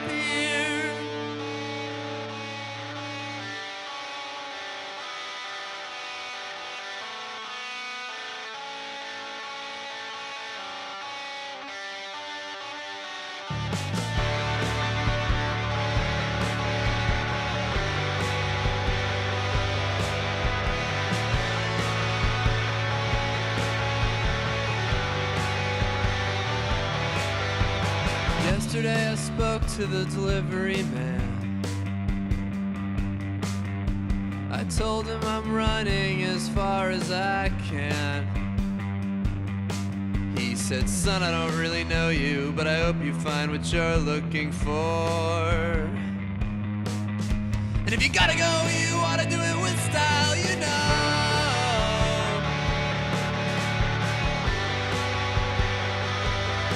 Yeah, so go ahead and wipe that sad look from your eyes. I'm a magic man, you know, you shouldn't be so surprised. No, I've had a lot of practice, so really there's nothing to fear. So all of you please sit back, relax, and watch me disappear. Yeah, so all of you please sit back, relax, and watch me disappear.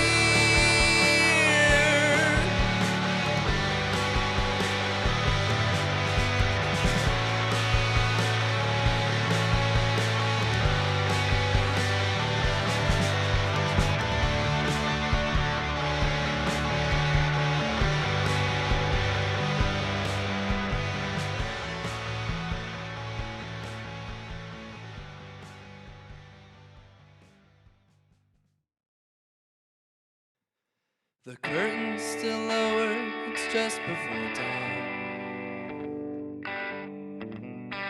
I'm standing here wondering I've waited so long.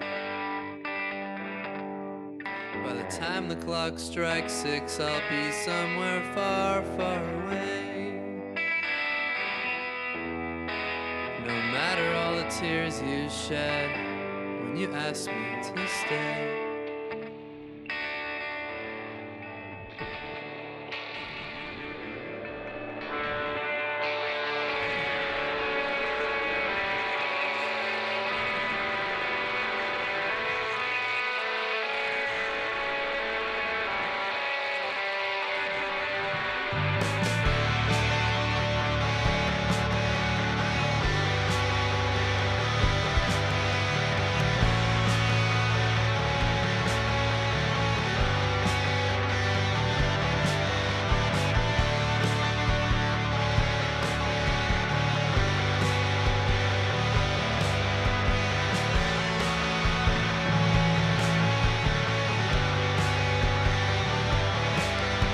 I went to the doctor, said I don't feel so good. My temperature's high and I'm misunderstood. But he said, son, you know I'm not that kind of doc, but I know just what to do. And if you thought for a second, I think you know it too.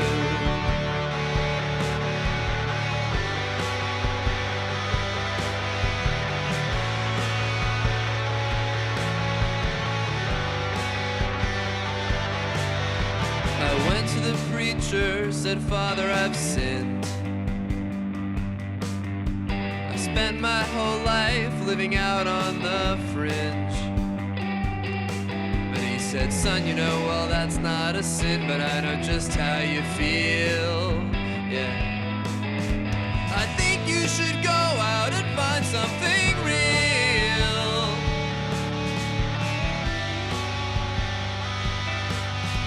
So go ahead and wipe that sad look from your eyes. I'm a magic man, you know, you shouldn't be so surprised. I've had a lot of practice, so really there's nothing to fear. Won't all of you please sit back, relax, and watch me disappear?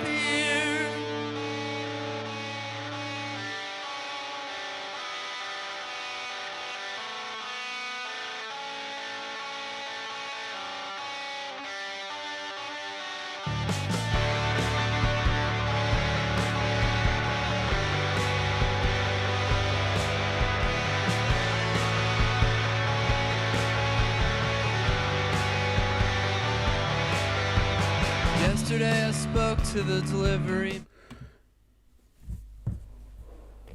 Hello, I'm back.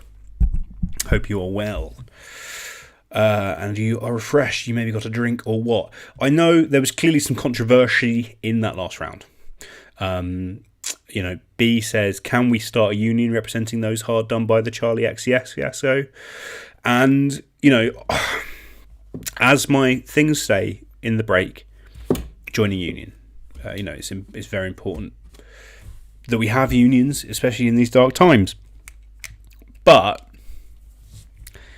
the song was by Icona Pop featuring Charlie XCX, and it wouldn't be right to give you the point just for giving the featured artist.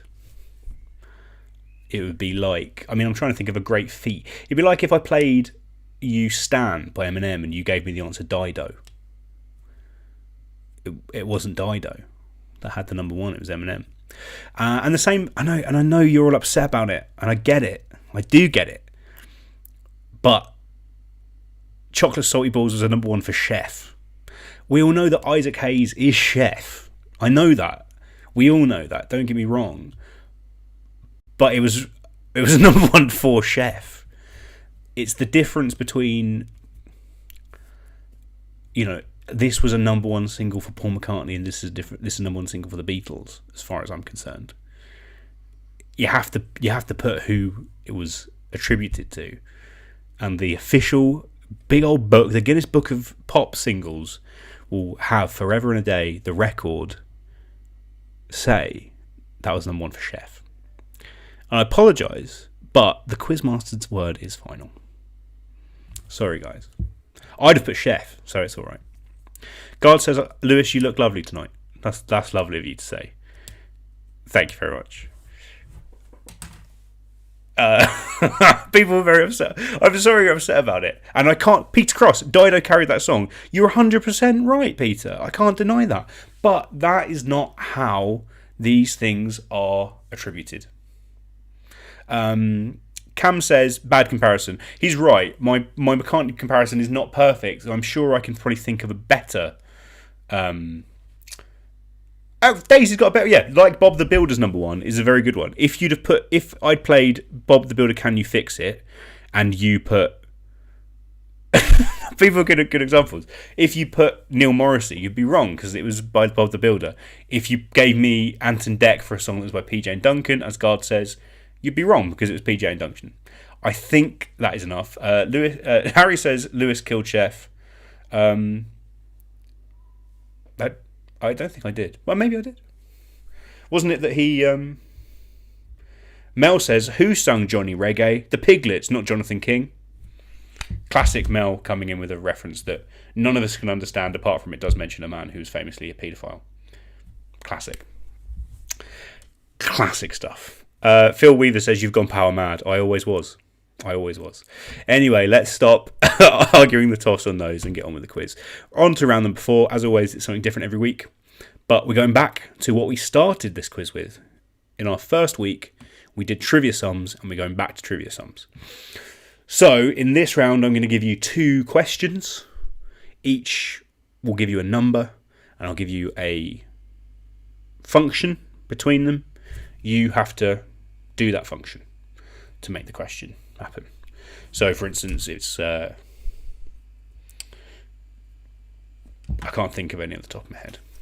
So, if it was the number of the catch in the Joseph Heller book plus the number of the film in the with Brad Pitt and Morgan Freeman, that would be 22 plus 7. The answer would be 29. That's how it works. I'm sure you'll get it, but these are going to be tough because you have to get the exact right number. You need the 2 bits correct, and then you need to do the function correct to get the correct answer.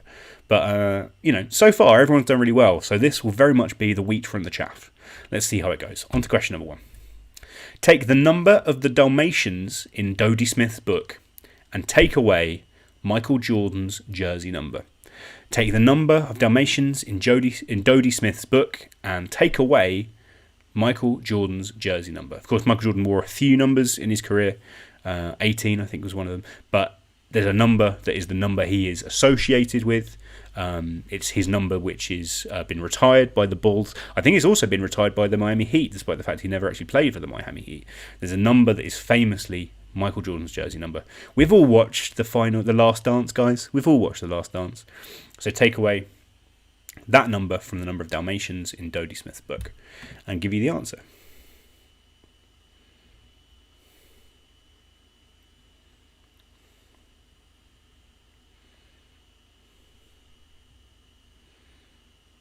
Freddie says Lewis killed Ant and Dec. I would never kill Ant and Dec. I love Ant and Dec. I think they're the nation's entertainers. I think they do a great job. Harry says I'm on par with Mr. Burns. Correct. Jack says Lewis just killed Ant. If I had to. He did nearly kill that kid. Phil got the answer correct, so he's happy anyway. Good work, Phil. So that's question number 1. Take the number of Dalmatians and take away Michael Jordan's jersey number. Question number 2. Take the number of the century that Isaac Newton was born in. So, of course, today we're in the 21st century. So don't make that mistake of doing, because the year begins with 20, it's not the 20th century, it's the 21st century. Take the number of that century and add to it the total that is worth 2 points in cribbage. So when you're playing crib, you're trying to get multiples of this number in order to score points to get 2 points.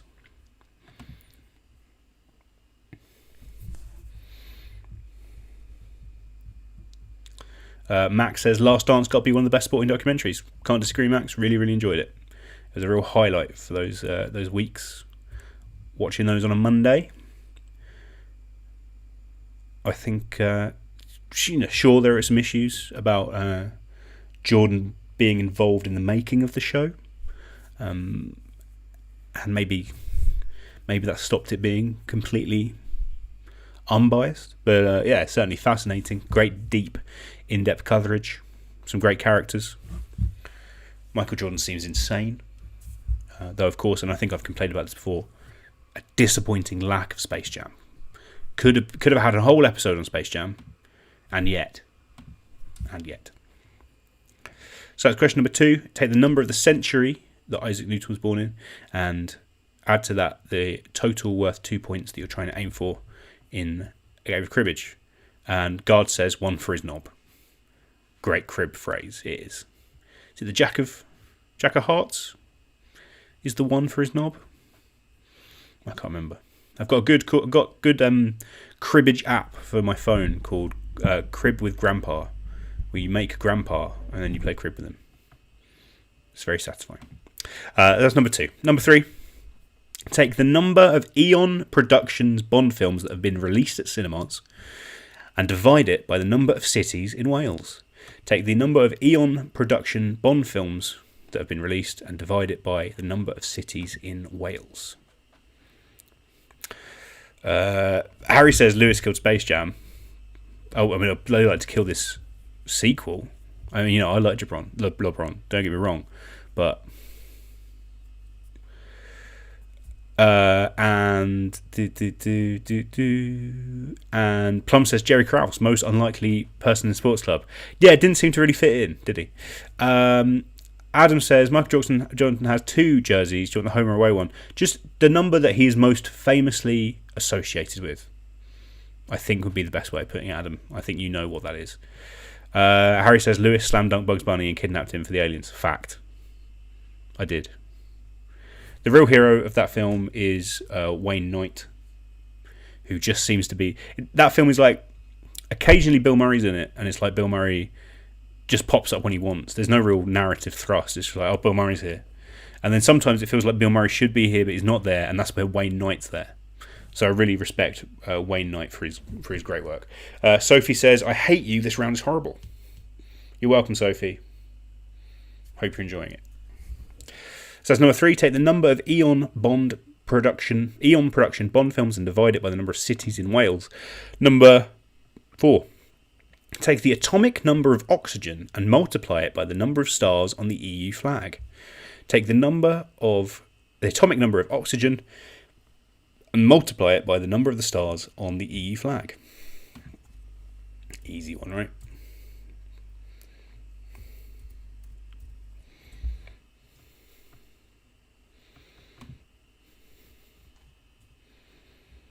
Jack says, I think I might be chaff. We've always thought it, Jack, but we still love you. And Patrick says, love you long time. Thanks, Patrick. Glad you're having fun. Got another donation in from, it's loading, from Rodri. Thank you very much, Rod. Haven't got your answers in the email this quiz yet this week, Rod. Do send them over. Always like seeing your answers.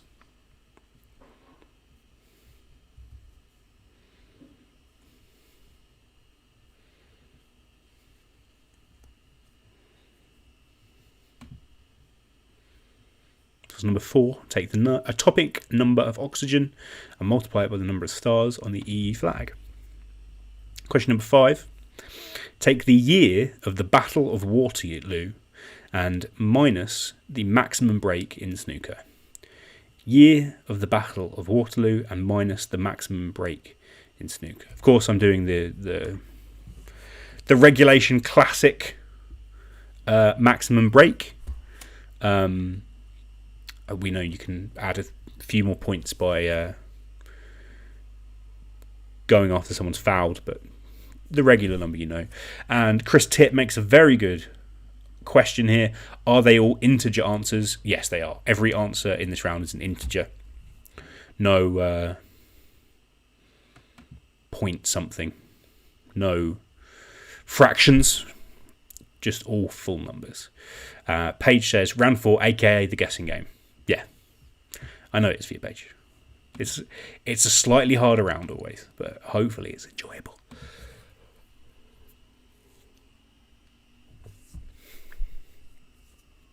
So that's question number 5. Take the year of the Battle of Waterloo and minus the maximum break in snooker. Question number 6. Take the temperature in Fahrenheit in a Ray Bradbury novel title and minus the number of Jump Street in the Johnny Depp TV show.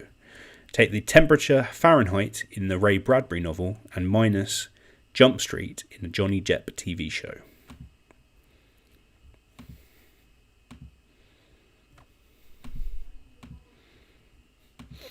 My least favourite thing about this round is that I just get really stressed that I've made a mathematical mistake somewhere and I'm going to look an idiot because I'll forget how numbers work. Also, apologies for I think I've been yawning a lot this evening. Very sorry.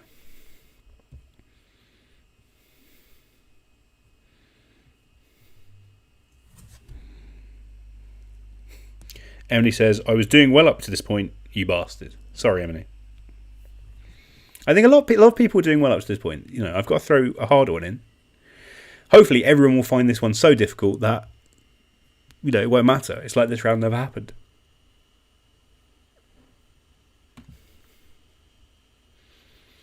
So that's question number 6. Take the temperature and take away the number Jump Street. Number 7. Take the anniversary that Coronation Street celebrates this year and divide it by the binary number 110 in decimal. So take the anniversary that Coronation Street celebrates this year and divide it by the binary number 110 in decimal. Of course, our normal number system, 0, 1, 2, 3, 4, 5, 6, 7, 8, 9, 10, that is the decimal system. It uses 10 different symbols in each, in the units, the tens, the hundreds. Binary only uses zeros and ones. What does 110 in decimal represent, in binary represent in decimal? And divide Coronation Street's anniversary this year by that number.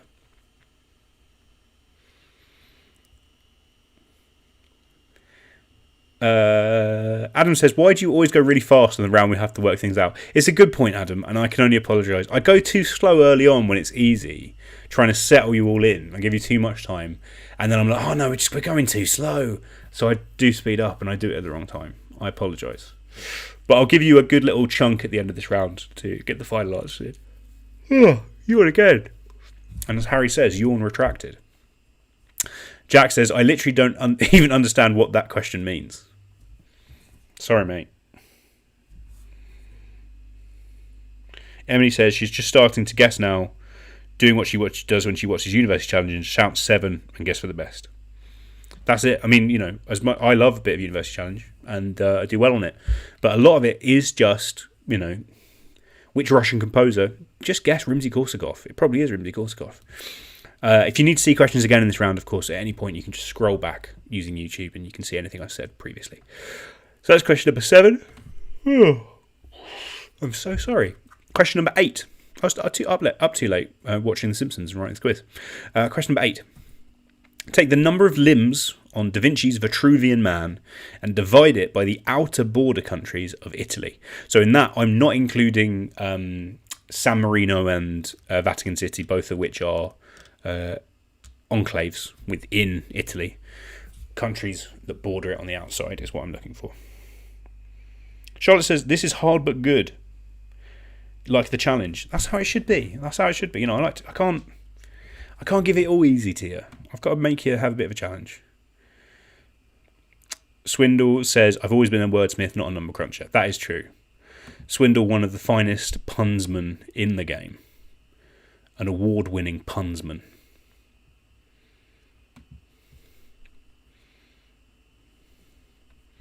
We could probably do a round on puns. Might be an idea.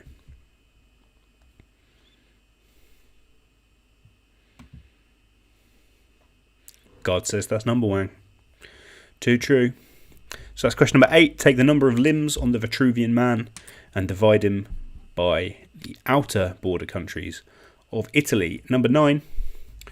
Take the number of different years in World War II that World War II occurred in and multiply it by the date of the month that the Ides of March is on. Take the number of different years that World War II occurred in and multiply it by the date of the month the Ides of March is on. So that first one,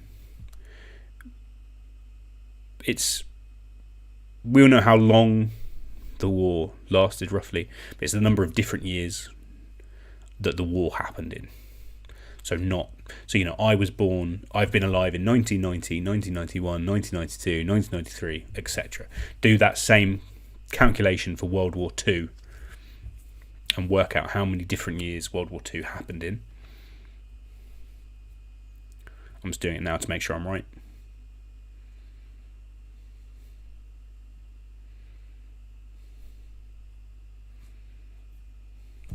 And multiply it by the date of the month that the Ides of March is on. We've all heard the phrase the Ides of March.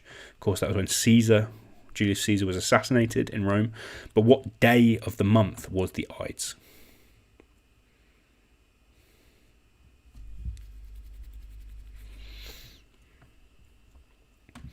And finally, question number 10. Get the sum of Adele's 3 albums. So Adele's had 3 albums out, each has a numeric name. Add those numbers up, and then add to that number Steve Carell's character's age in a 2005 Judd Apatow film. Take the sum of Adele's 3 albums and add to it Steve Carell's character's age in the 2005 Judd Apatow film.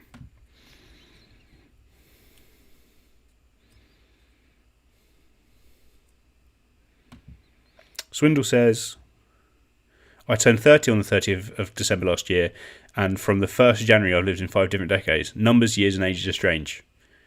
Too true. And that's why I've worded that one slightly differently. Toby says we might as well stay on our break until round 5. I'm sure you've got some good stuff in there, Toby. And Adam says, I hadn't noticed you yawning more often until you mentioned it. Weird how that can be, Adam. I don't know why. I definitely feel like I'm yawning more, and I am sorry. It's uncouth. It's rude of me. Okay, so that is your lot in that round. So, as always, answer every question. Make a guess. They're they're all numbers. They're integers. Guess an integer for each one. Spell your team name correctly. Press submit. I'm going to give you until 25 minutes to get those answers through. Do go back and you can see anything that we've done before. And I will see you in a moment.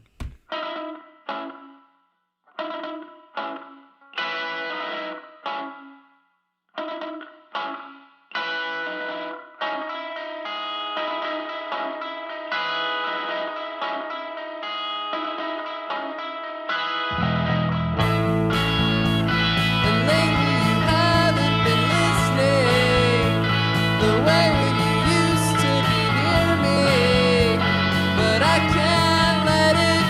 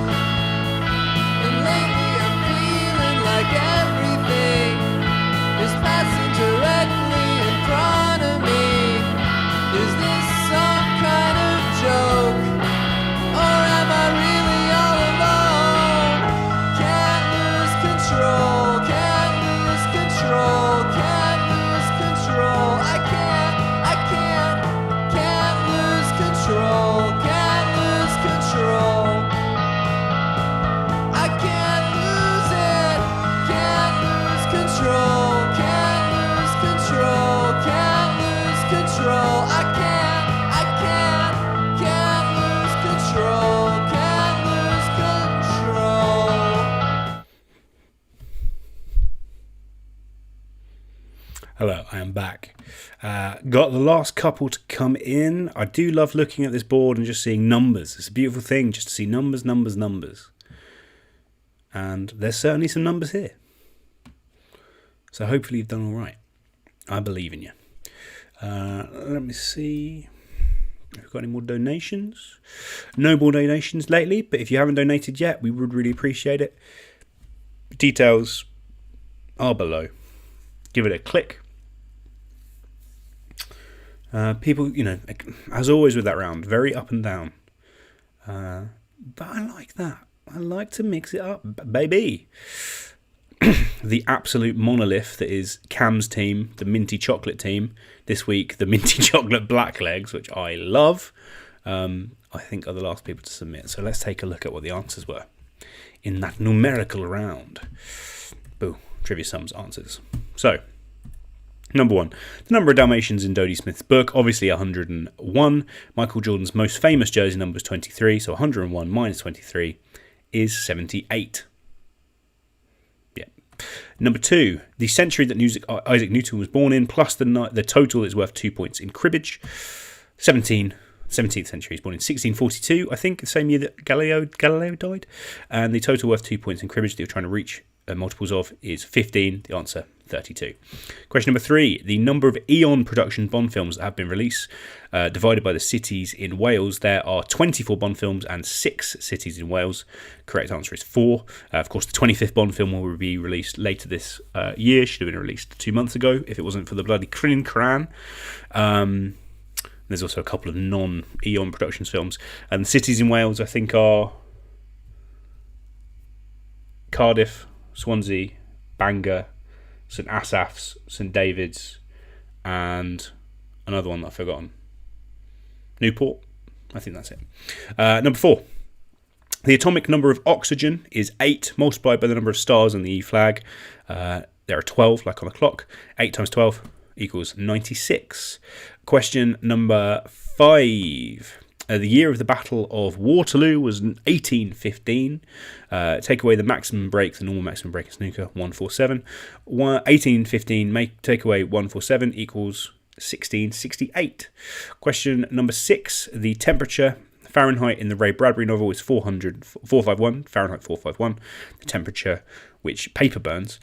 And the number of Jump Street in the Johnny Depp TV show is 21 Jump Street. 451 minus 21 is 430. Question number 7. The anniversary that Coronation Street celebrates this year is its 60th anniversary in December. It will celebrate its 60th anniversary. Divided by the binary number 110 in decimal, that is 6. 60 divided by 6 is 10. If anyone needs me to explain to them how binary works, I can do that. I'm not going to do it now because some of you will be bored. But in future, let me know, I'll tell you. Number 8, the number of limbs on the Vitruvian Man, divided by the outer border countries of Italy. There are 8 limbs on the Vitruvian Man, one like that, and then one where it's a bit more stretched out. And there are 4 outer borders of Italy, namely France, Switzerland, Slovenia, and another one, I can't remember. There is 4 though. I've checked it. And my word is up final. Doesn't matter. And number... That's 2 is the answer there. 8 divided by 4 is 2. Number 9, the number of different years that World War II occurred in. So 1939, 1940, 1941, 1942, 1943, 1944, and 1945. 7 years. Times by the date of the month that the Ides is. The Ides is the 15th of any month. It's the midway through the month. Usually used for taxation reasons. So 7 times 15 is 105. And number 10, the sum of Adele's 3 albums, those being 19, 21 and 25, is 65, plus Steve Carell's age in the 2005 Apatow film. Of course, that was the 40-year-old version. 65 plus 40 equals 105. Those last 2 answers, completely by coincidence, equaled 105. I chose 20 things that I thought I could write questions about. I then compared them in ways that could work, did a few that could be divides, and then pretty much randomised the rest. And it gave me 2 questions in a row where the answer was 105. That's just coincidence. Apologies if that confused you, but it's still the answer. Go with your gut, guys. That is your lot there with that round. And finally, we move to the last round of the evening, which, as always, is the connections round. Woo! So, as ever, This works thus. You're given 10 questions. The first 9 questions seemingly a general knowledge. They're be about a variety of different things. You will find something in those first 9 questions that connects somehow, and that will give you the answer to question number 10, which will be, what is the connection? If you get that connection, you'll get 6 points. So there are 15 points available in this round. It's a big one if you can get it. After last week, where I think less than a third of the people got the connection right, I've made this one somewhat easier, I think. I think most of you will get this one. I hope. We'll see. So yeah, 9 questions that seem random, or seemingly, but there's something in there. You can find that connection, and it will give you the answer to question number 10. If sometimes what I do in this round is, if you know the connection, or you think you know the connection, you can send me a message, but as we haven't done for the last few weeks, I am no longer doing that. So I won't tell you if you've got the connection or not. You just have to see if you think it's right, see more questions come in, see if you think it's right, and if you get the connection, you'll get those bonus points. I think that's a bit fairer, especially for the people that don't have a direct line to me, you know. So let's get on with it. I want to try and like to be done by 10. I don't want to run over 10. Hopefully we can do that now. So let's go. Question number 1. Originally a 60s bubblegum hit, a cover of which song reached number 1 in 1990, performed by Valyrian, a band featuring Timmy Mallet? Originally a 60s bubblegum hit, a cover of which song reached number 1 in 1990, performed by Valyrian, a band featuring Timmy Mallet? Also, see, I've got another donation here from Toby. Thank you very much, Toby. And a few more. One from Guy. One from Chris Sykes, the absolute legend. Hope you're doing well, Chris. One from Daisy, and one from Nigel. Thank you very much to all of those guys. And as every week, Chris Tit, as a joke, sends me a message asking if the connection is cocktails. And it's a good joke. It's a good joke. I can't deny it. It's a good joke, and I enjoy it. Originally a 60s bubblegum hit, a cover of which song reached number 1 in 1990, performed by Valyrian, a band featuring Timmy Mallet? Question number 2 in the connections round. Following a 2015 ban from entering the UK for 5 years, which musician thanked Theresa May when he won the Best International Male Brit Award this year? Following a 2015 from entering the UK for 5 years, which musician thanked Theresa May when he won the Best International Male Brit Award this year? In the chat, people doing the cocktails joke. Diego says World War II was actually 6 years and 3 months, which is closer to 6. Give us the point, fella. I can't, Diego, because that was only one element in a sum, and I was very clear on how it worked. I think World War II officially is like six years and like a couple of days, but it was it was in 7 different years. It didn't have to be a completed year. I think I explained it well enough that it was the different years that it was in. It wasn't the length of it. Otherwise, I'd said, rounded up or down to the nearest year. How long did World War II last? But I didn't say that. It was the different calendar years in which World War II appeared. I love you, Diego. I love it when you're involved in the chat. I'd love to be able to give you the point, but sadly, not possible in this time, my friend. So that's question number 2. Following a 2015 ban from entering the UK for 5 years, which musician thanked Theresa May when he won the Best International Male Brit Award earlier this year? Question number 3. James Doherty was the first and least famous of which actress's 3 husbands? James Doherty was the first and least famous of which actress's 3 husbands? Diego says, didn't hear that, are bad.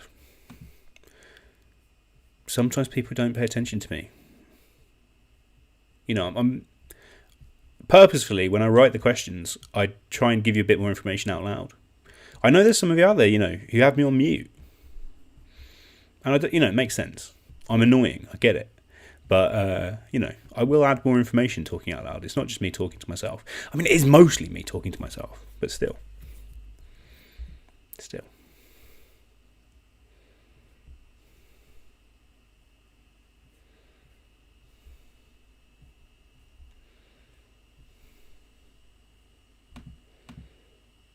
That's question number 3. James Doherty was the first and least famous of which actress's 3 husbands? Question number 4.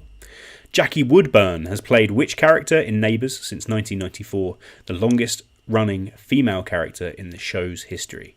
Jackie Woodburn has played which character in Neighbours since 1994, the longest running female character in the show's history?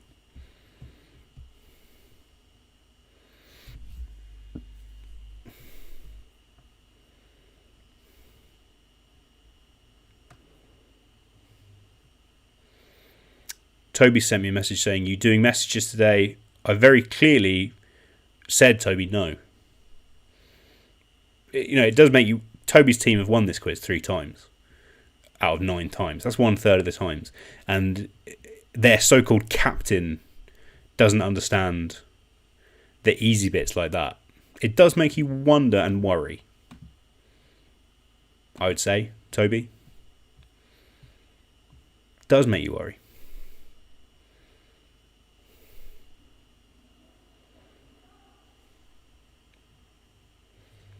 He said, "Sorry, I forgot to listen." That's Toby for you. Toby Shaw. What a guy.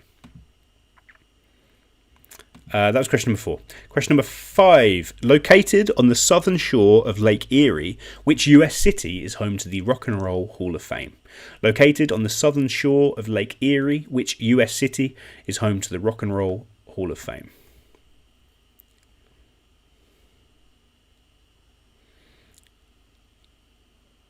Adam has perfectly laid out the my argument for the 7 different years in the chat. Thank you very much, Adam.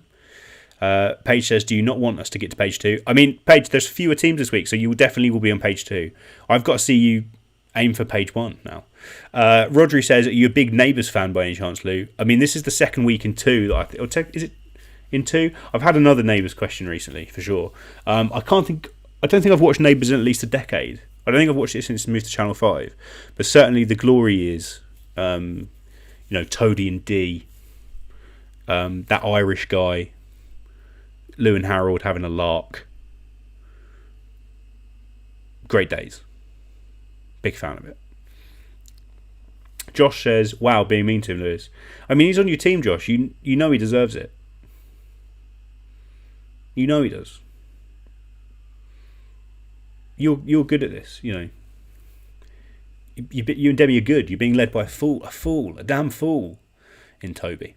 So that's question number 5. Located on the southern shore of Lake Erie, which US city is home to the Rock and Roll Hall of Fame? Question number 6. In 1978, which 19-year-old became the first female artist to have a self-penned #1 single with Wuthering Heights? In 1978, which 19-year-old became the first female artist to have a self-penned #1 single with Wuthering Heights? Yaroslav says, "We're to watch The Simpsons." It's all on Disney Plus, Yaroslav. That's where I'm watching it. Mid-series 5 at the moment. It's a joy. It's a real joy. Just great jokes. And just new jokes that I never understood before, and now I do. It's a lovely thing.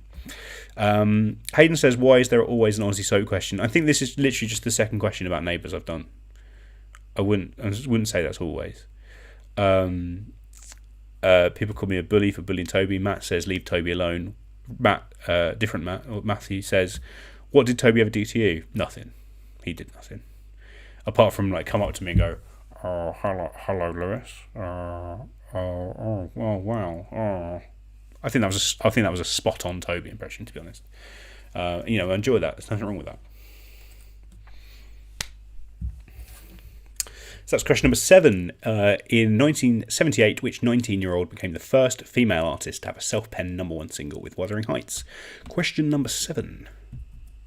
Gainsborough, Grimsby, and Grantham are all towns in which English county? Gainsborough, Grimsby, and Grantham are all towns in which English county?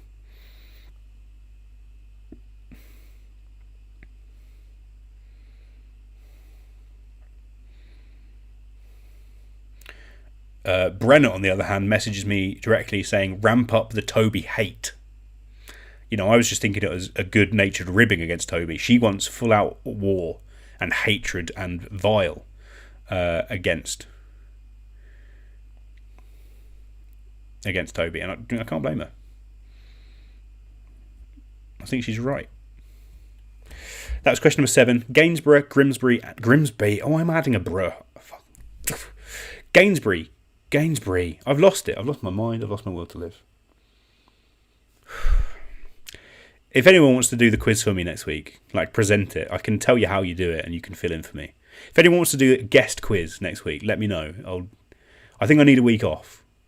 I might just have a week off anyway, but I would like someone else to do the quiz in my stead. So Gainsborough, Grimsby and Grantham, yes, are all towns in which English county? Question number 8. Created by Jim Davis, which cartoon character is the most famous pet of John Arbuckle? Created by Jim Davis, which cartoon character is the most famous pet of John Arbuckle?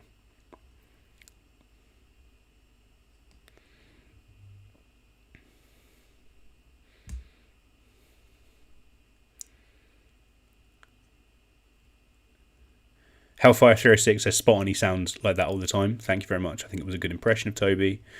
Toby said you burst his eardrum once. Is that true? Or is it another classic Toby lie? I mean, I don't remember it, but it does seem like something I could have done. Yaroslav says, what about an exclusive quiz for 6 people in Weston Park? Yes, please. Great idea. Toby says it was in spoons. I don't remember that, Toby. Karanjit Panisar says, big up G-Town, Grantham. Big fan of Grantham. Rarely people are fans of Grantham. Mostly owing to the Thatcher link. But wasn't was Isaac Newton from near there as well? I think maybe. Some people are Team Toby. Hashtag Toby me too. Toby says I was wasted. No, it does sound like me. It was a dark time when I was working at the Junction.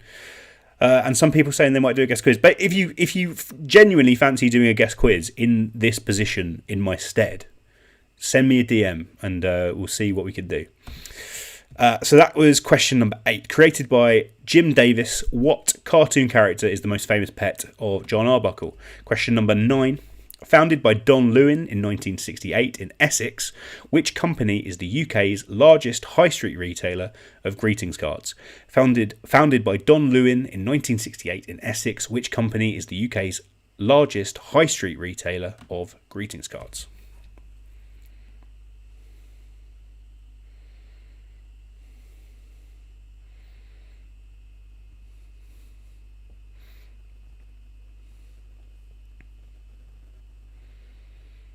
And that is your last of the normal questions. The hashtag MeToBe has now started in the chat, which is delightful and funny. So that is your last regular question. Of course, the last question of this round, and of indeed the entire quiz, is question number 10. What is the connection? All or part of your answers will connect, and that will give you a connection. I'm sure a lot of you have got it. I think it was certainly an easier one for you this week. So that is your lot. As always, answer every question, especially if you've worked out the connection. You can go back, you can try and fill in some of those gaps maybe. Spell your team name as you have in every other round. Press submit, it will come through to me and Alice. We can mark this and we can find out if you have won the quiz. So I'm going to give you a bit more music. We'll be back, let's say 3 minutes to, so 3 or 4 minutes from now with the answers. Be right back.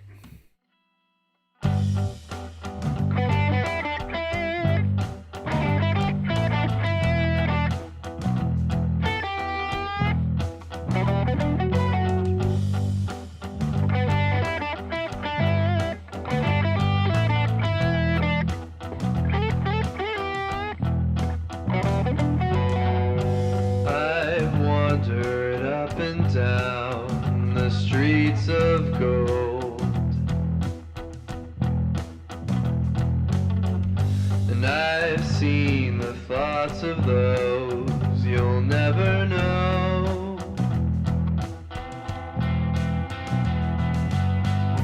I carry wisdom that you can't ignore.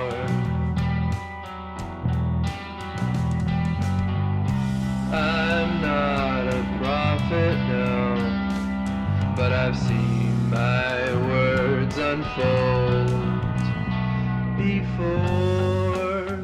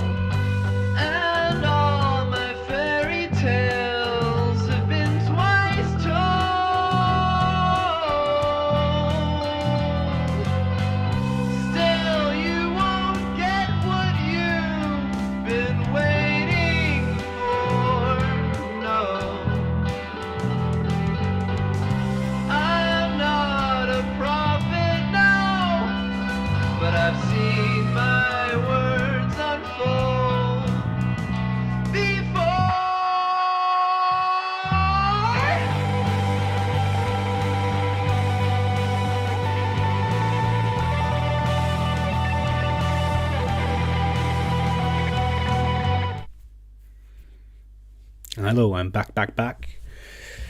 You also might notice this week I've decided to keep the lights on the whole time. Maybe that's changed my mind. Maybe that's made me go demented, like I seem to have.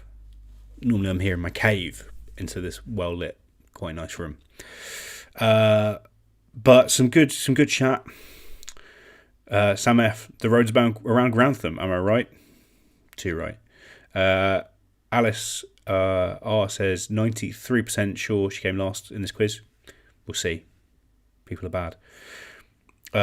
Adam says the drives around Grantham and the Cheshire countryside hit different. Too true. B. Lee says upsetting moment when I forgot the county of the place I was born.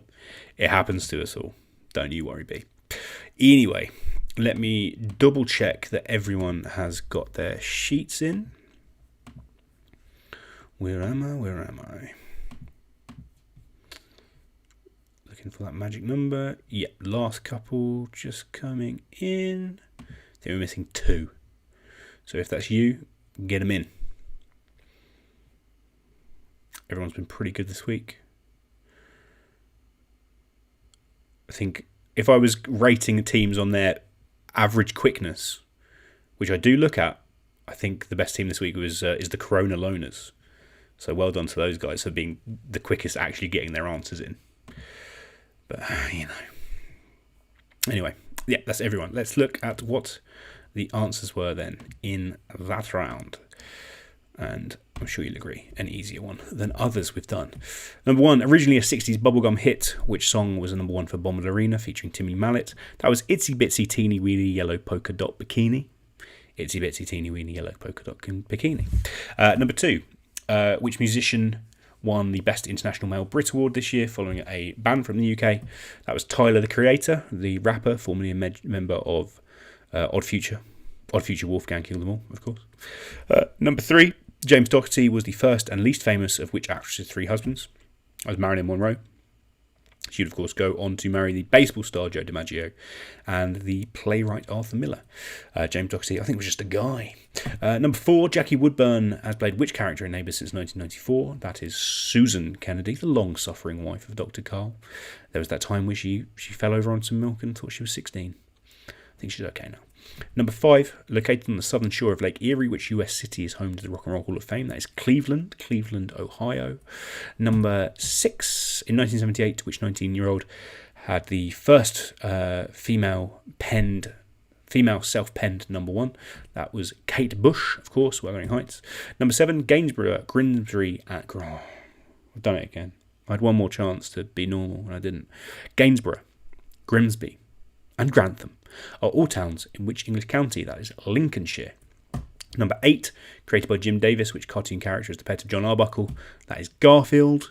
Maybe some of you put Odie, just big fans of Odie, but no, Garfield, inarguably actually, is the most famous pet. Nurgle as well, of course. Nurmal. And number 9, founded by Don Lewin in Essex, what's the largest high street retailer of greetings cards? That is Clinton's. So, Polk, Tyler, Monroe, Kennedy, Cleveland, Bush, Lincoln, Garfield, Clinton. What connects them? Of course, they're all US presidents. You knew that. You did well this week. You all seem to have done very well. So well done. What now? I'm going to take a few minutes with my trusty assistant Alice to go through the results and tabulate them and find out who has won. So give us 2 or 3 minutes. We'll be back to announce the winner. I'll see you then. The curtain's still lowered, it's just before dawn. I'm standing here wondering I've waited so long. By the time the clock strikes 6, I'll be somewhere far, far away. No matter all the tears you shed when you asked me to stay.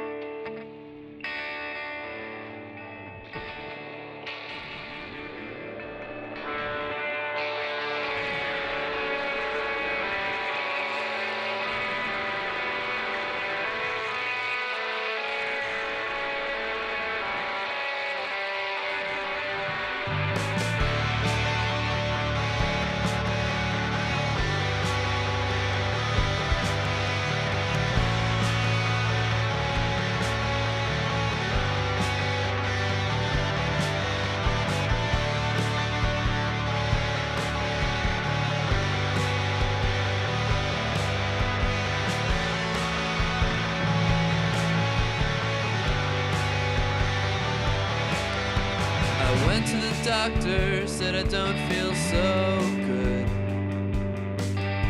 My temperature's high and I'm misunderstood.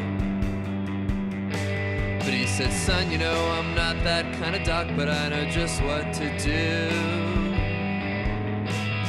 And if you thought for a second, I think you know it too.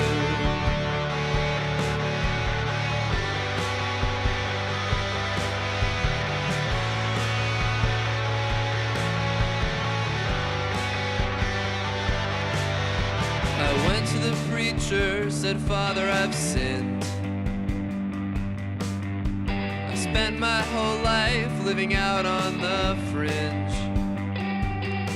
But he said, son, you know, well, that's not a sin, but I know just how you feel, yeah. I think you should go out and find something real.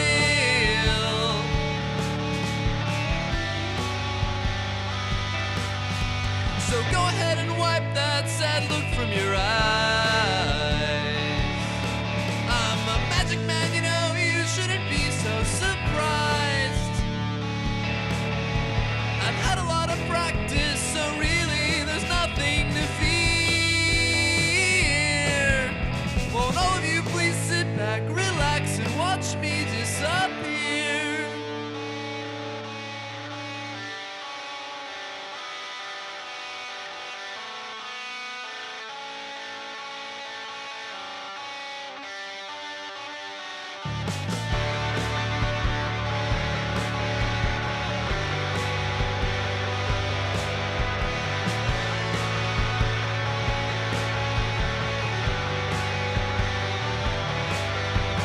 Yesterday I spoke to the delivery man. I told him I'm running as far as I can. He said, son, I don't really know you, but I hope you find what you're looking for. And if you gotta go, you ought to do it with style, you know.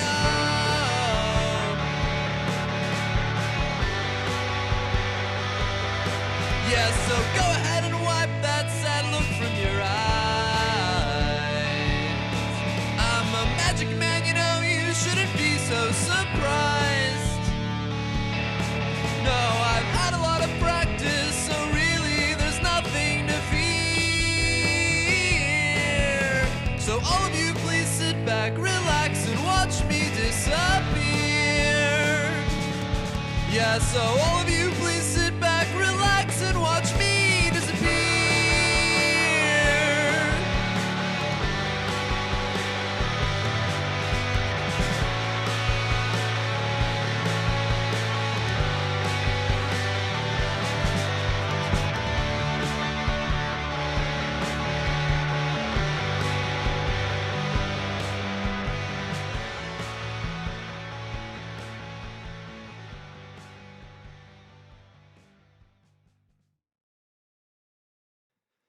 The curtain's still lowered, it's just before dawn.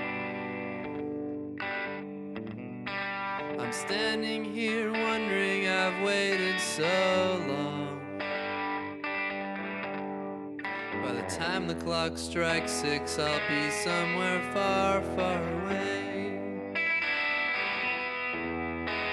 No matter all the tears you shed when you asked me to stay.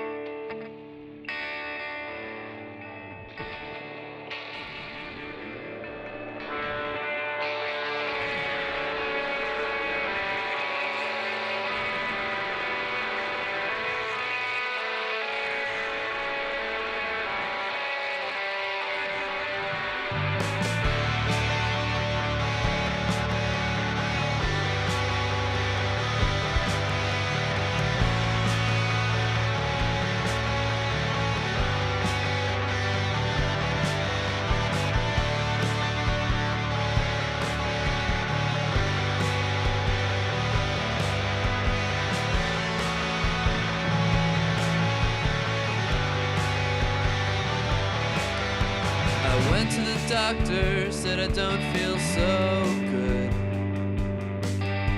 My temperature's high and I'm misunderstood. But he said, son, you know I'm not that kind of doc, but I know just what to do. And if you thought for a second, I think you know it too.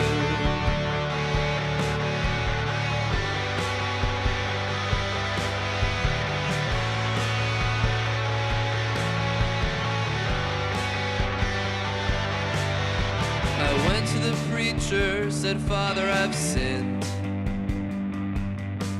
I spent my whole life living out on the fringe.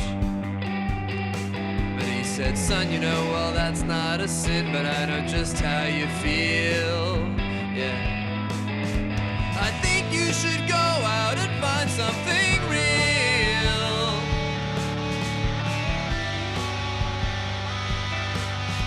So go ahead and wipe that sad look from your eyes. I'm a magic man, you know, you shouldn't be so surprised. I've had a lot of practice, so really there's nothing to fear. Won't all of you please sit back, relax, and watch me disappear?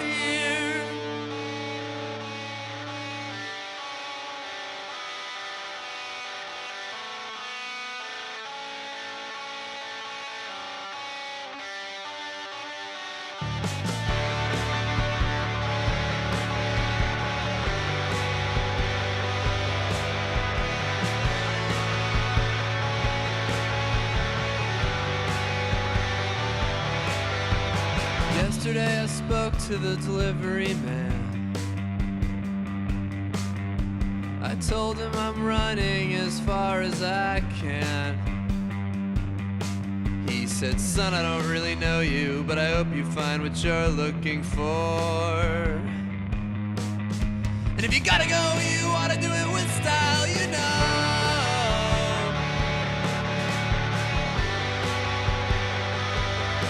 Yeah, so go ahead and wipe that sad look from your eyes. I'm a magic man, you know, you shouldn't be so surprised. No, I've had a lot of practice, so really there's nothing to fear. So all of you please sit back, relax, and watch me disappear. Yeah, so all of you please sit back, relax, and watch me disappear.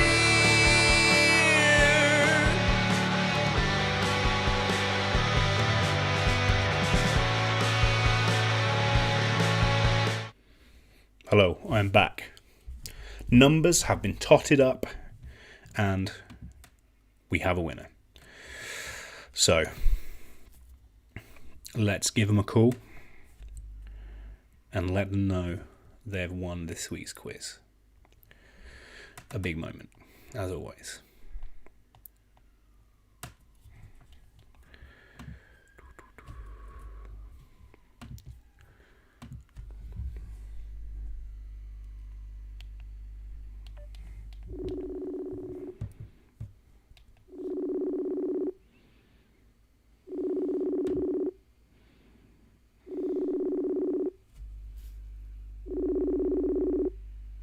It's ringing.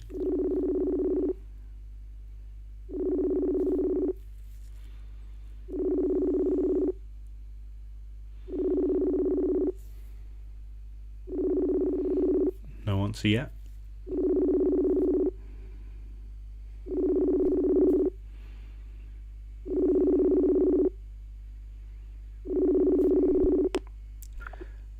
No answer there. Sadly. From the winning team. But we do have a winning team, and oh wait, I'm getting a call back.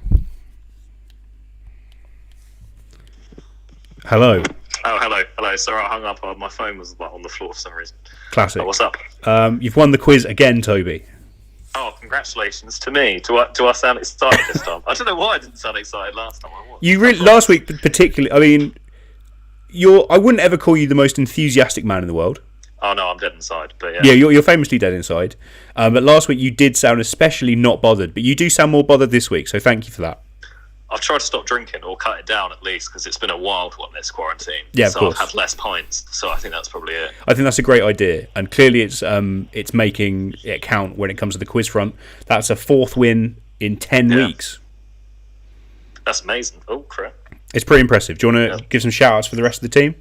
Yeah, big ups Josh, big ups Demi, and the rest. Oh, thank you, Matty, for the one question he answered. He was really pleased with that. He really made it count before he said it. Yeah. Hey, they all count. But you guys won. You had 53. Hanging. A good 53. 1 point ahead of the perennial bridesmaids of this quiz, the minty chocolate black legs. This week. Apologies to them as always. I'd have loved it to have been another tie break for them, but they had 52, and Short Hand Job had 51, and then 4 teams behind those on 50. The Best Fens Forever, the COVID-19s Forever, Lewis Jones in the Fast Lane, and Twerking From Home. So a tight one, but you have come out victorious once more, Tobes. Well, cheers, man. Well, thank you for the fun. Thank you for. I really enjoyed bullying you. That was probably my favourite bit of the quiz. I keep doing it. I usually go home around this time of the year, so it just felt like my parents had done it, so it's fine. Good. I like to offer that parental guidance. And apologies for bursting your eardrum. Yeah. You actually told me you loved me when you did it, which was very nice. But I mean, had to go home. I felt very dizzy. If you're going to burst someone's eardrum, it should be telling you that you love them.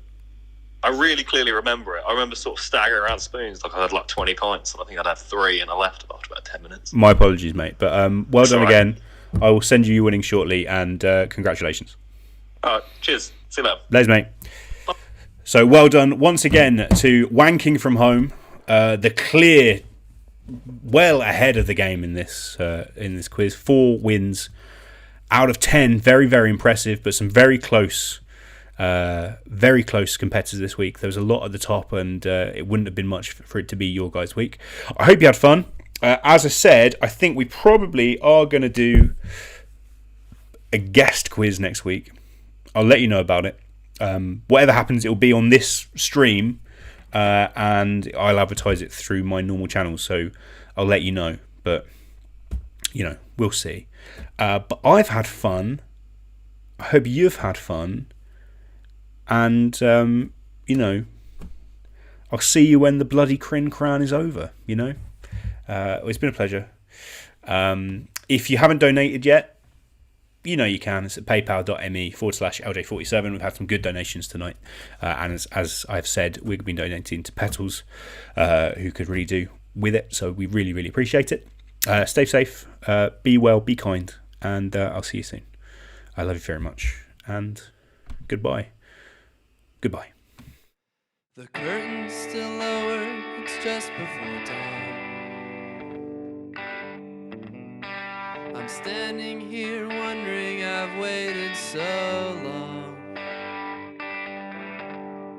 By the time the clock strikes 6, I'll be somewhere far, far away. No matter all the tears you shed when you asked me to stay.